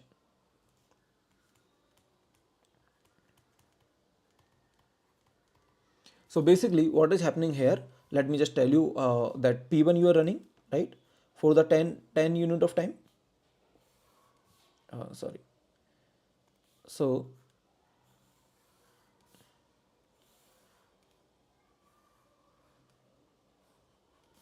you are running P1 for 10 unit of time, you are running P2 for 10 unit of time, 0 to 10, and then 10 to 20. Then P1 will come after 90 millisecond, which means P1 will come here, right, which is at 100. At 100 P1 will come, it will say, okay, I want to run 10 millisecond. P2 will come at 1 naught, so P2 will come here, which is 1 naught, so P2 will come here, it will run for 10 milliseconds, so which is 110. Now P1 is now disappeared, and P1 will come at 200, right? All of the sudden P1 will come at 200. So P1 will come at 200 now, and now P1 will run, and then P2 will come at 21 naught. So this is 21 naught, and P2 will come, and then both will get disappeared, and then P1 will, all of the sudden P1 will come at 300, right? P1 will come at 300, like that you are running. So CPU is idle here, as you can clearly see. CPU is idle here, CPU is idle here also, CPU is idle here also. So you can take any pointer, any cycle in the sense like whenever it is repeating, just take one of the cycle. Maybe till this point you can take, right? Or maybe till this point you can take, because this is, as you can say, this is just one cycle. Can you take till this point? It does not make sense to take this point only, right? Because it is not a cycle. So basically take one cycle only, which means take either this, because this is repeating, this is a repeating pattern. Or maybe if you cannot visualize that this is repeating, maybe someone is saying that, see, this is also repeating, I mean you are repeating this chunk of 2, then that is fine. I mean, that is fine, you can take this cycle also. So in this particular 200 you are total running, out of which 10 10 20 30 40 you are utilizing the CPU, which means again this is 20 upon 100, which is again it is I think you can say 20%, right? Is this clear to everyone? Let me know. Let me know if that is fine. Mayuk is saying 40 upon 120. 40 upon 120. Okay, there are different doubts. Sumant is saying, sir, CPU should run until P2 come back. So till 110. CPU should run until P2 come back. So 110. Okay, this is 120. Sorry. CPU should run till. No, CPU is always running. I mean, CPU is idle or not? That's the question. So CPU is idle here because it has nothing to do, right?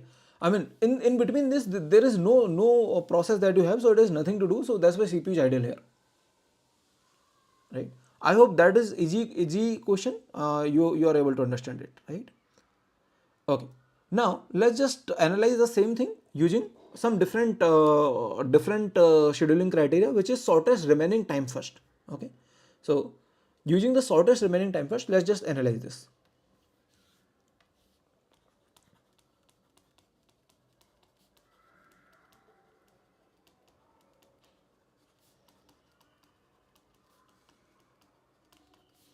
So what is happening? P1 is running 10 CPU and then 90 IO.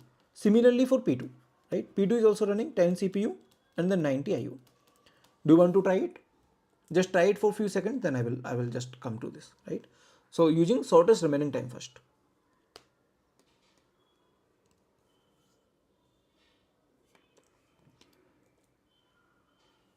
Okay. Like interestingly, like there is nothing to try here because this is same as FCFS.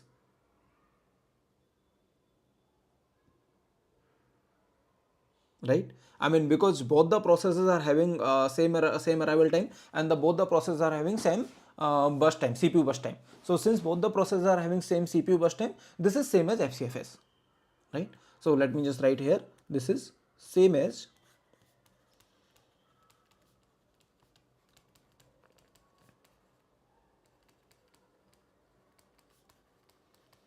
both processes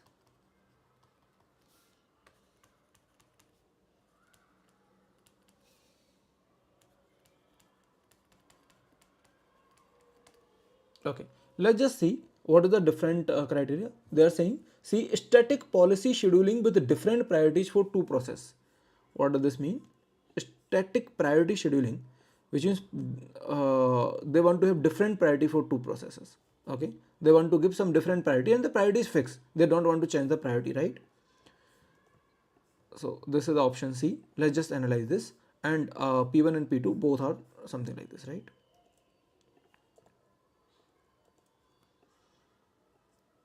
Do you want to try it just for a few seconds? Let's suppose P1 is having the higher priority, okay? Process 1 is having the higher priority. You can take any process because both are identical. So suppose P1 has higher priority. Because both are identical, I mean, you do not need to analyze whether P1 is having higher priority than P2 is having higher priority. Since both are identical, I'm supposing that P1 is having higher priority. Which means you will run P1 first. Will there be any difference?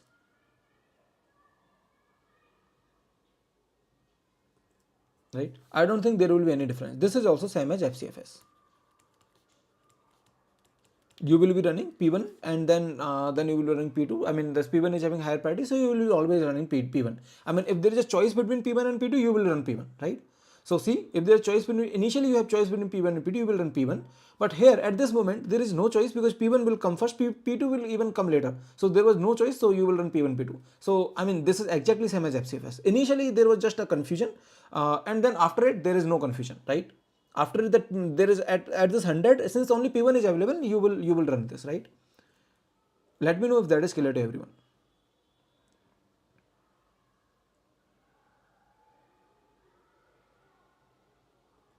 Yes, that's correct, Shobhadeep. So now let's just go to the option D, which is round robin scheduling with time counter of 5 millisecond. Okay, so let's just analyze this.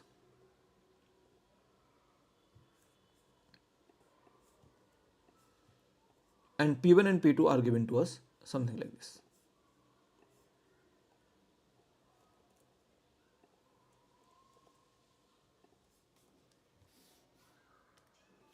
P1 is having 10 CPU and then 90 IO. Do you want to try it? So round robin scheduling with time count of 5 millisecond. Everyone is running just 5 millisecond, and that's round robin scheduling. That's interesting. Do you want to try it? Okay, let me just try it. See, from 0 to 5 you will be running P1. Okay, let's suppose P1 from 0 to 5, and then maybe let me make little more clear diagram.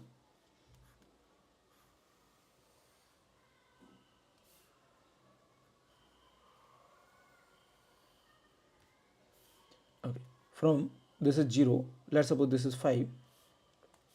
Okay, from 0 to 5 you will be running P1, and then suddenly you want to run P2 from 5 to 10.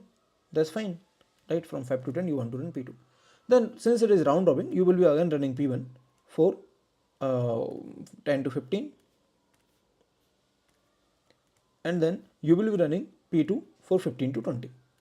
Now interestingly, after this point in time, neither P1 is available nor P2 is available, right? So 20. So P1 is not available after this point in time, and P2 is not available after this point in time.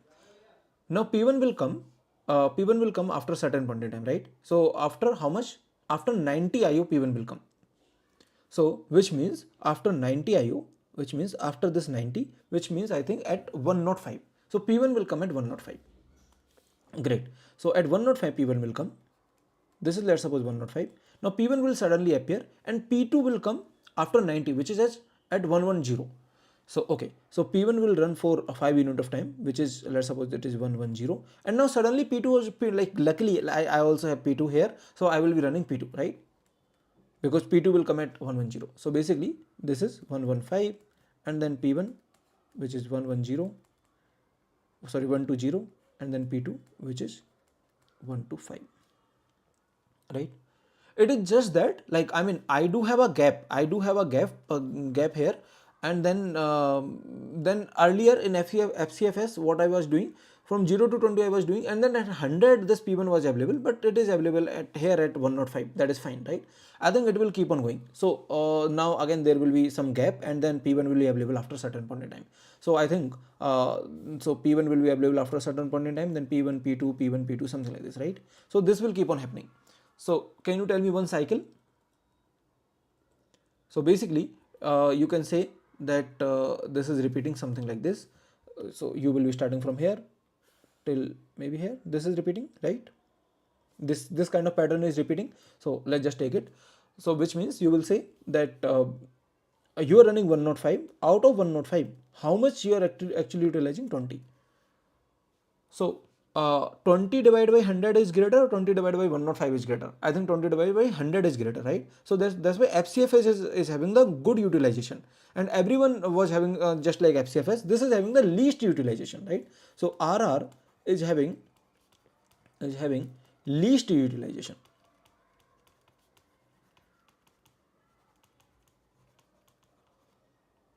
Okay. Let me know if that is clear to everyone. Okay, fine. So let's just see the answer. I think the answer is D, because round robin is having the least utilization. Great. Very nice question, right? I mean, with this question, you get to practice different algorithm. Also, the combine the CPU and IO bound, right? Okay. Let's solve this question. This question is saying, consider three processes all arriving at time 0 with total execution time of 10, 20 and 30. Okay, units respectively. Each process spends first 20%. Okay, so they are saying all arriving at time 0 with total execution time of 10, 20 and 30. So let's suppose these are the three processes that I have. Okay, let me name this process 1, 2, 3. Cool. So let me name this process P1, P2, P3. Now this is the total watch time that is given to us. Okay. So by the way, like please do help us in just liking and sharing the video, because it will help us to reach more audience and it will obviously motivate us. Okay. So if you like the content, then please help us to reach to more audience. So P1 is spending 10 unit of time, 20 unit of time, and this is 30 unit of time. This is total watch time that you have. Now they are saying 20% of execution time. Each process spends first 20% execution time IO. First you are doing IO, okay, IO, and then what you are doing? Next you are doing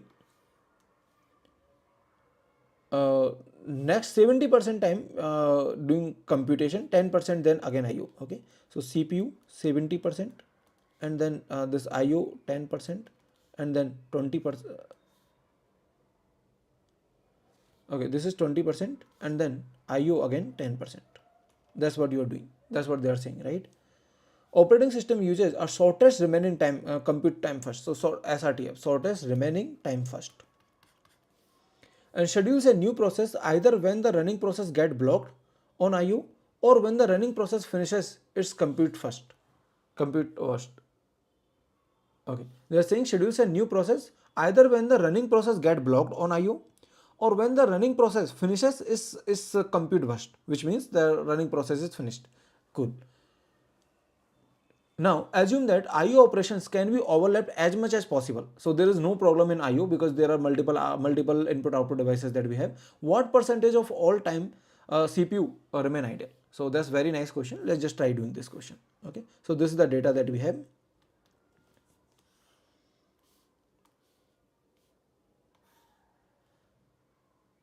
Maybe.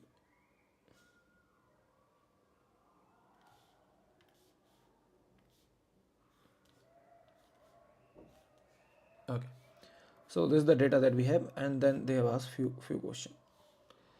So 20% IO means if you take the 20% of this, this is 2, this is 7, this is 10, this is 1, right? Here that is, it is 4, this is 7, 20, like if you take the 10%, it will be 2, then what is remaining?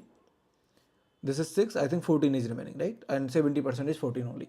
So similarly, this will be 6, 20% will be 6, 10% is 3, and this is 9, then 21 is remaining, and this is the 70%, right? So these are the bus time that I have. Now initially, I think all the processes are arriving at the time 0. Okay. So initially, I do not have anything to run on the CPU. It is running. I mean, all the processes are there, but it wants to do IO. It wants to also do IO. It also wants to do IO. So let's just see that what is happening with this. So everyone wants to do IO initially, right? Okay. So from 0 to 2, there is no process available with me. Let me make the big chart.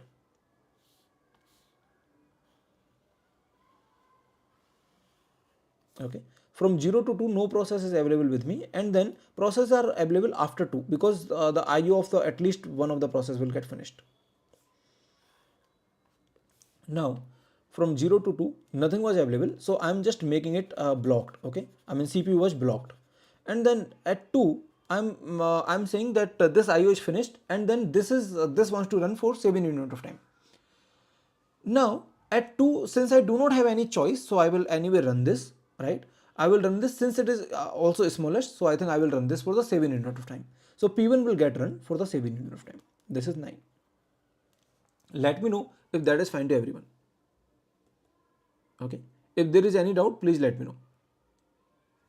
So initially everyone is there in the IO, and then after 2 unit of time you will be running it. Now you will be running this one till 9 because it is even smallest.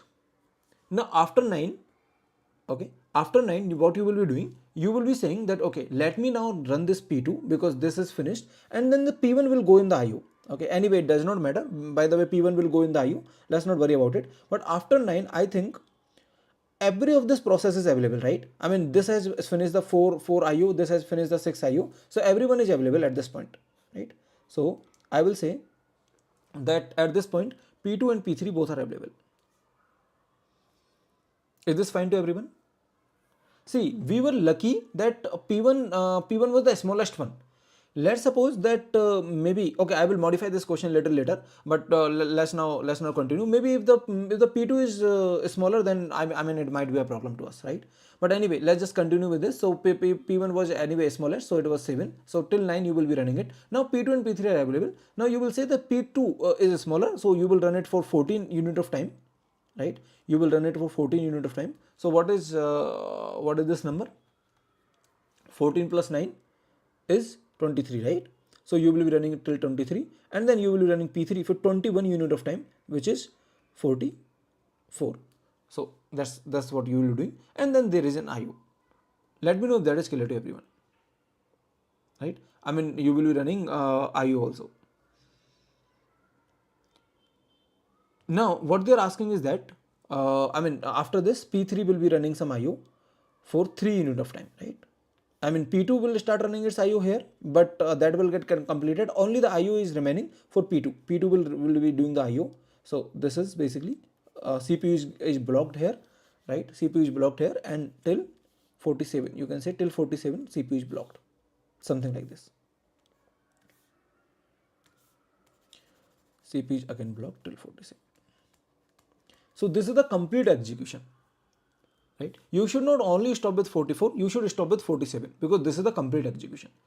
Now what they are saying that how much time CPUs percentage of the time CPUs remain idle. So CPUs remain idle for 2 unit of time here, 3 unit of time here, right? So CPU is remaining ideal for 2 unit of time earlier, then 3 unit of time out of 47. So this is 5 upon 47, and if you just do the percentage, it will be some percentage, right? So I think it will be 10 percentage. So you can do the calculation, it will be 10.6 percentage. Let me know if that is fine to everyone. We will modify this question little bit just to have some variation, but is this fine?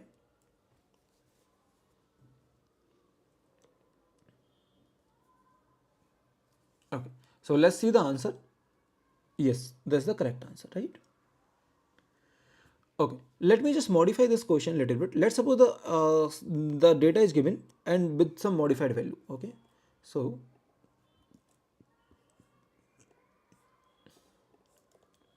let me have the data with some modified value.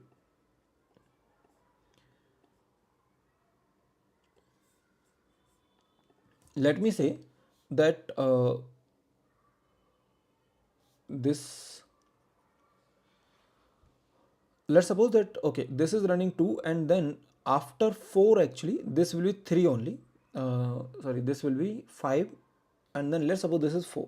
Okay, suppose this is how I want to modify this, which means that I'm saying instead of 14 it is 4. Now let's suppose that how this question proceeds. So initially the CPU is ideal, right? So let me make CPU ideal. For 2 unit of time, CPU is ideal. And then you are saying that for it wants to run, I mean currently actually only this is available, it wants to run 7 unit of time, and after 4 actually this will get over. After 4 you have P1 and P2 with you, right? Here P1 and P2 both are available, and you are running P1 till here. Remaining for P1 is 5, right? Remaining for P1 is 5, and remaining for P2 is 4 only. So which one you will run now? You're getting my point? Which one you will run? So obviously now you will be running P2. So earlier, if you notice, I was continuously running P1 because P1 was actually smaller only. But suddenly I got some smaller one. So that's why I will be running P2. I hope that is fine to everyone. And then once it is finished at 8, at that point in time, I will be running maybe P1, and then I will be, once P1 is finished at 13, I will be running P3, and P3 let's suppose gets finished at 35, right? And then this will be 3 IO, 38. So that's how I will be having. Let me know if that is fine to everyone. Okay. So basically the execution, for the execution you need to take care that when other processes are available and when you are running the other processes. So you need to take care bit carefully. Okay. I hope things are fine. If there is any doubt, you can let me know. Let's move further. So maybe I want to solve since it is 7 and we have spent enough time. So maybe let me solve some good question.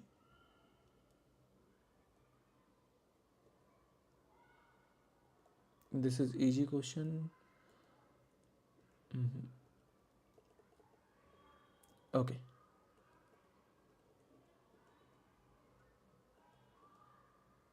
Maybe let's solve this question. This is one of the very good question. What they're saying, consider a uniprocessor system executing 3 tasks T1, T2 and T3, each of which is composed of an infinite sequence of job, for instance, which arrive periodically at interval of 3, 7 and 20 milliseconds. So they're saying consider a uniprocessor system executing 3 tasks. So there are 3 tasks T1, T2 and T3, each of which is composed of infinite sequence of jobs which arrive periodically at interval of 3, 7 and 20 milliseconds respectively, which means that in every 3 milliseconds you have some job for T1, in every 7 milliseconds there is some job that you want to run, and in this T2 there in every 20 milliseconds there is some job that you want to run for T3. The priority of each task is inverse of its period. Okay, which means that 20 is having 20 is having, since it is the highest period, so 20 is having the lowest priority, 3 is having the highest priority, right? If it is higher, it is, I mean the priority is lower, so basically it is having the highest priority.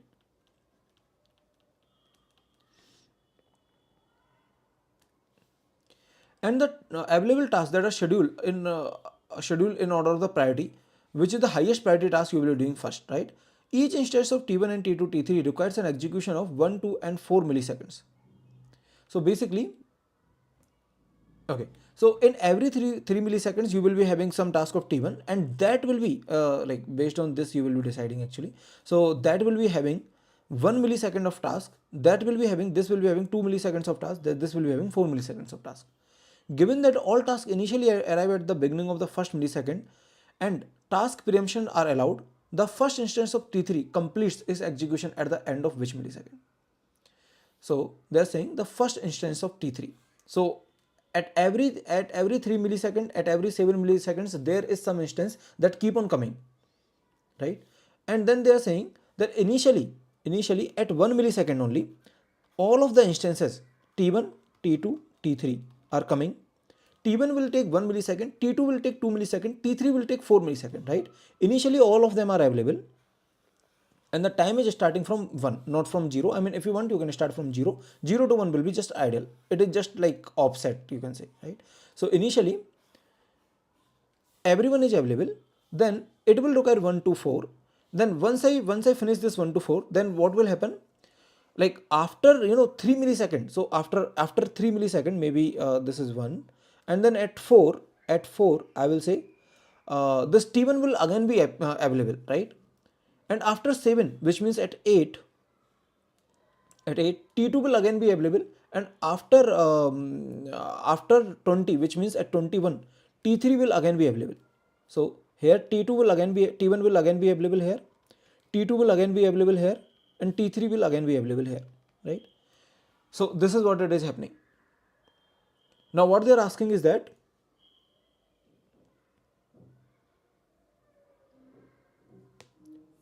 task preemption and allow the first instance of T1 completes its execution. Okay, the first instance which is requiring 4 milliseconds, it will get completed when.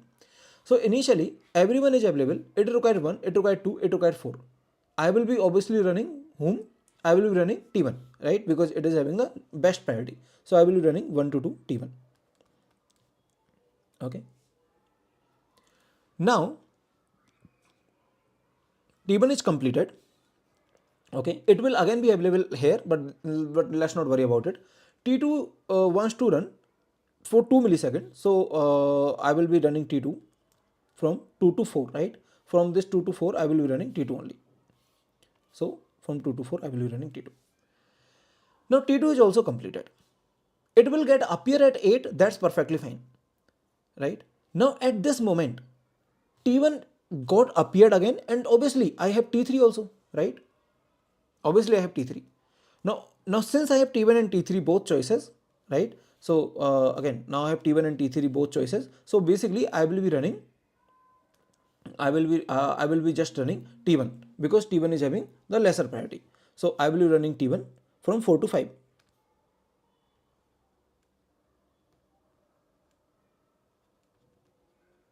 right? And T1 get completed. T2 is also not there. Now I have the T3. Good thing, right? Now at 5, it is the first time I'm having the T3. I mean, I had T3 here also. I had T3 at every moment, but it's the first time I can run this. Okay. Now since T1 just got finished, it will be appearing after, since it just got finished, it will, once I finish this T1, it will be appearing here, right? T1 will be appearing here. Now between 5 to 8, I'm very peacefully, I can run T3. Let me know if that is fine to everyone. Right? See, you need to just take care that if something is getting finished, then where you need to start it again. Yes. So between 5 to 8, I think very peacefully I can run this one. Let me know if you are understanding it. So let's just run. Okay, can I run this T3 or there is something wrong? See, T1 I will be running. That is fine. Then T2 I will be running till 3. Okay, let me just check. T2 I will be running till 4. So initially it is the case. Let me quickly check if the things are fine till this point. So from 1 to 2 I will be running T1, and then T1 will get appear after at 4 only, right? Then then at 2 T2 will be running 2, then 2 to 4 I will be running T2. It will get appear 4 plus 4 plus 7 at 11, right? And then why I have written T2 here?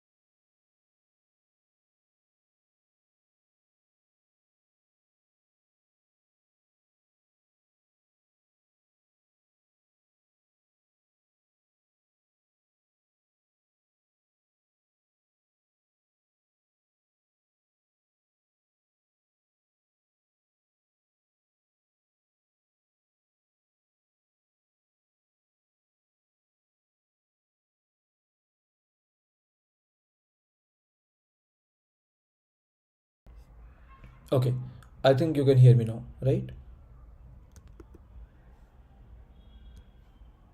Cool. You please quickly confirm if you can hear me now.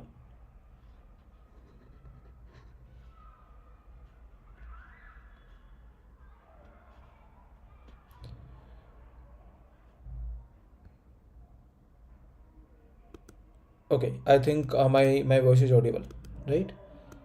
Let me just continue. So basically, like I was saying that T1 will be running from 1 to 2. At this, initially everyone is available. Then after the T1 completion, you will be running this T2. After this T1 completion, you will be running T2, and then T2 will run 2 unit of time, and then it will also get completed. Then you can run T3 because T1 was available at 5, right? T1 is available at 5. Okay, so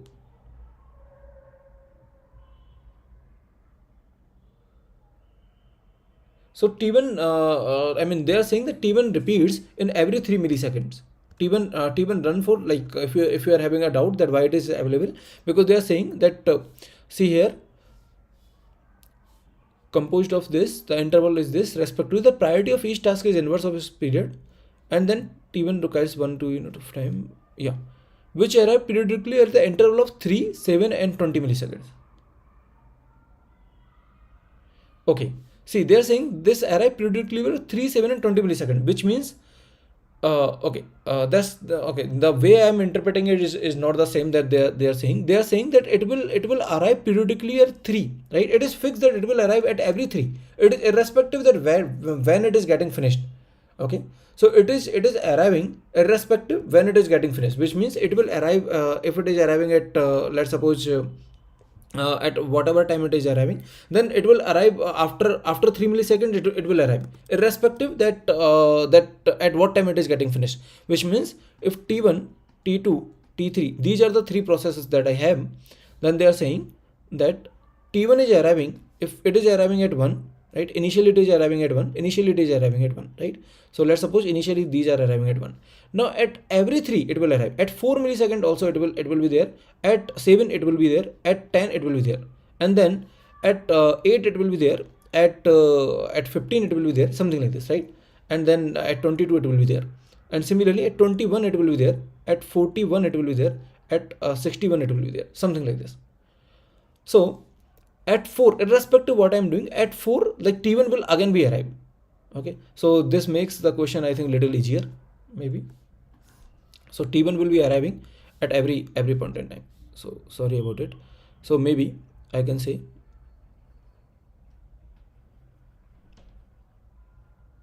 if the interpretation is like this, that T1 is arriving at 1 4 7 10, something like this, right? Okay, so now at 4, like you have run this T2, now you will be having T1 and T3 again, because T3 you have not run anything, and then T1 will again get appear, right? So at 4 the T1 will again get appear. Let me know if that is fine to everyone, right? So now you will run T1.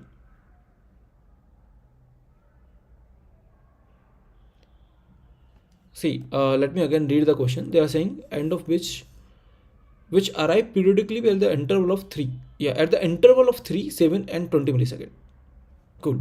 So now T1 is again available and T3 is available. So you will be running T1 only for 4 to 5, right? You will be running T1 only. Now at 5, you only have T3. So this is the first time you will be running T3, right? So at 5, you do not have T2. T2 will appear at 8. So from 5 to 8, you can run this T3. From 5 to 8, right? Which means you can run this 3 unit of time. Okay, sorry, 3 unit of time, only 1 unit of time is remaining. Now at 8, T2 will again get appear. Sorry, in between this T1 will appear. I'm sorry about it. So T3 will be running from 5 to 7. From 5 to 7, this is T3. And then at this point in time, you have T3 which is remaining, and T1 will again be appearing, right? So now you will run this T1 from 7 to 8, and then at this point in time T3 is already there, which you have run 2 unit of time and 2 is remaining. Then T3 is already there, then T2 will again be appearing at 8.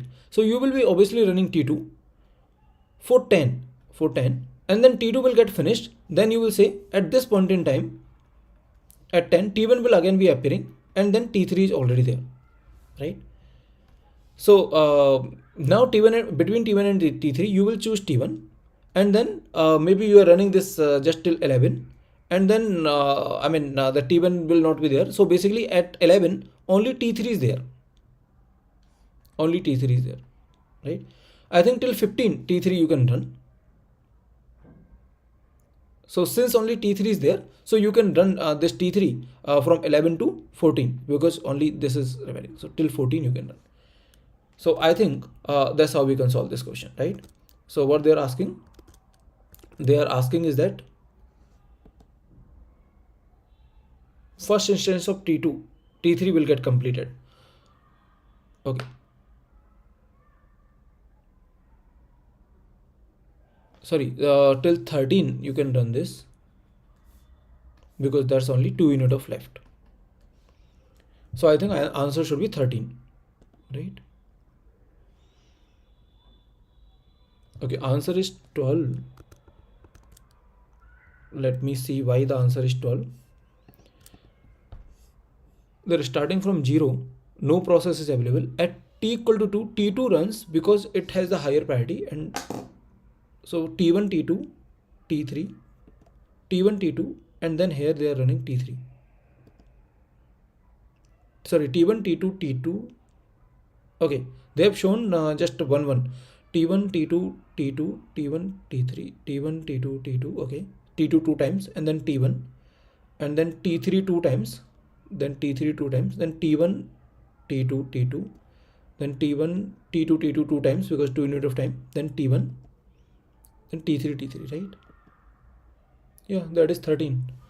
So is there any calculation mistake? 1, 2, 2, 4, 5, 6, 7, 8, 10, 11.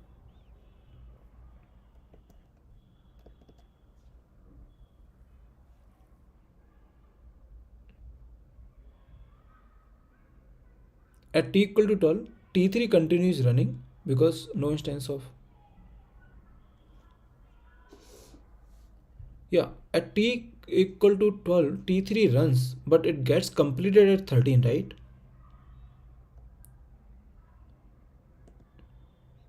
At 11 also it is running. I think there is something that is there.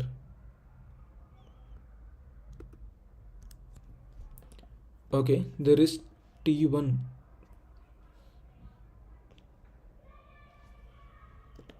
Actually, these numbers, I'm not sure how they have written these numbers. This is from 0 to 1, right? This 0 means what? I mean, it should be 0 to 1, and then 1 to 2, then this is 3, and this is 4, 5, 6, 7, 8, 9, 10, 11, 12, and then 13.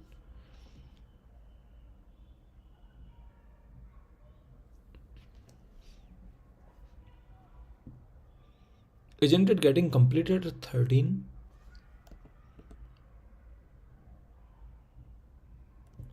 Given that all tasks initially arrive at the beginning of the first millisecond, task preemption are allowed. The first instance of T3 completes the execution at the end of.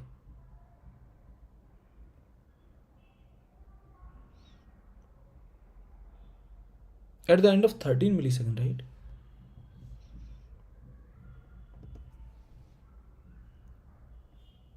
Okay. I'm not sure why they are saying 12.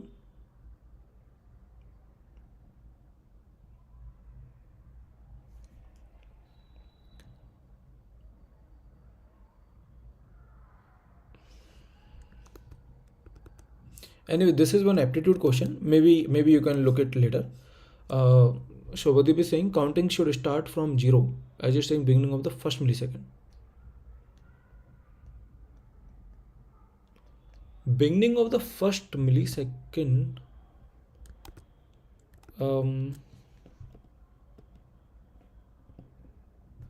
Given that all tasks arrive at the beginning of the first millisecond.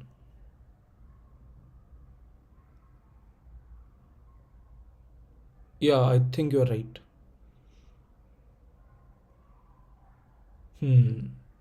Yeah, I think you're right. So basically, this is the first millisecond, right? I mean, this is the first millisecond, this is the second millisecond, this is the third millisecond, and then they are saying that that all processes are arriving not at the first millisecond, beginning of the first millisecond. So this is the first millisecond, and all processes are arriving here.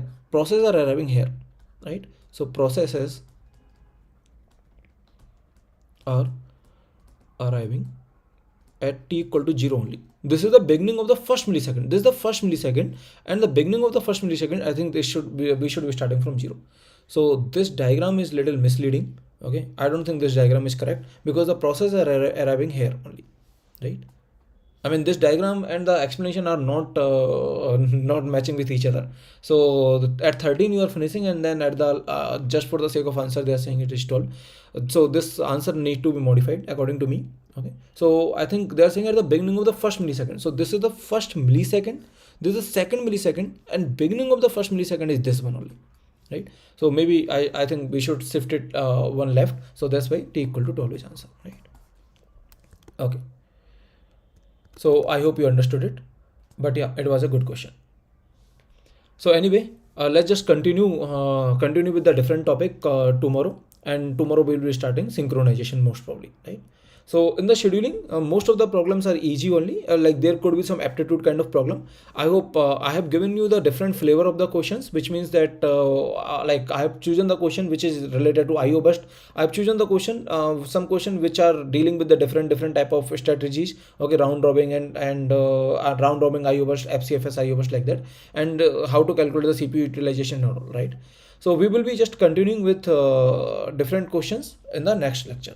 Okay, please comment it out if you have understood everything. If you have understood like what is the difference between MLFQ, okay, multi-level feedback queue, and multi-level queue, what is this, and if you have liked the question, please comment it out that yes, understood. Okay, so I will upload this PDF. There are some more questions which are some gate PYQs. You can solve those gate PYQs later, but anyway, these gate PYQs are also available on the GATEOverflow, so you can directly try from there also, right? Okay, cool. Thank you everyone. Thank you so much. Take care. Bye bye.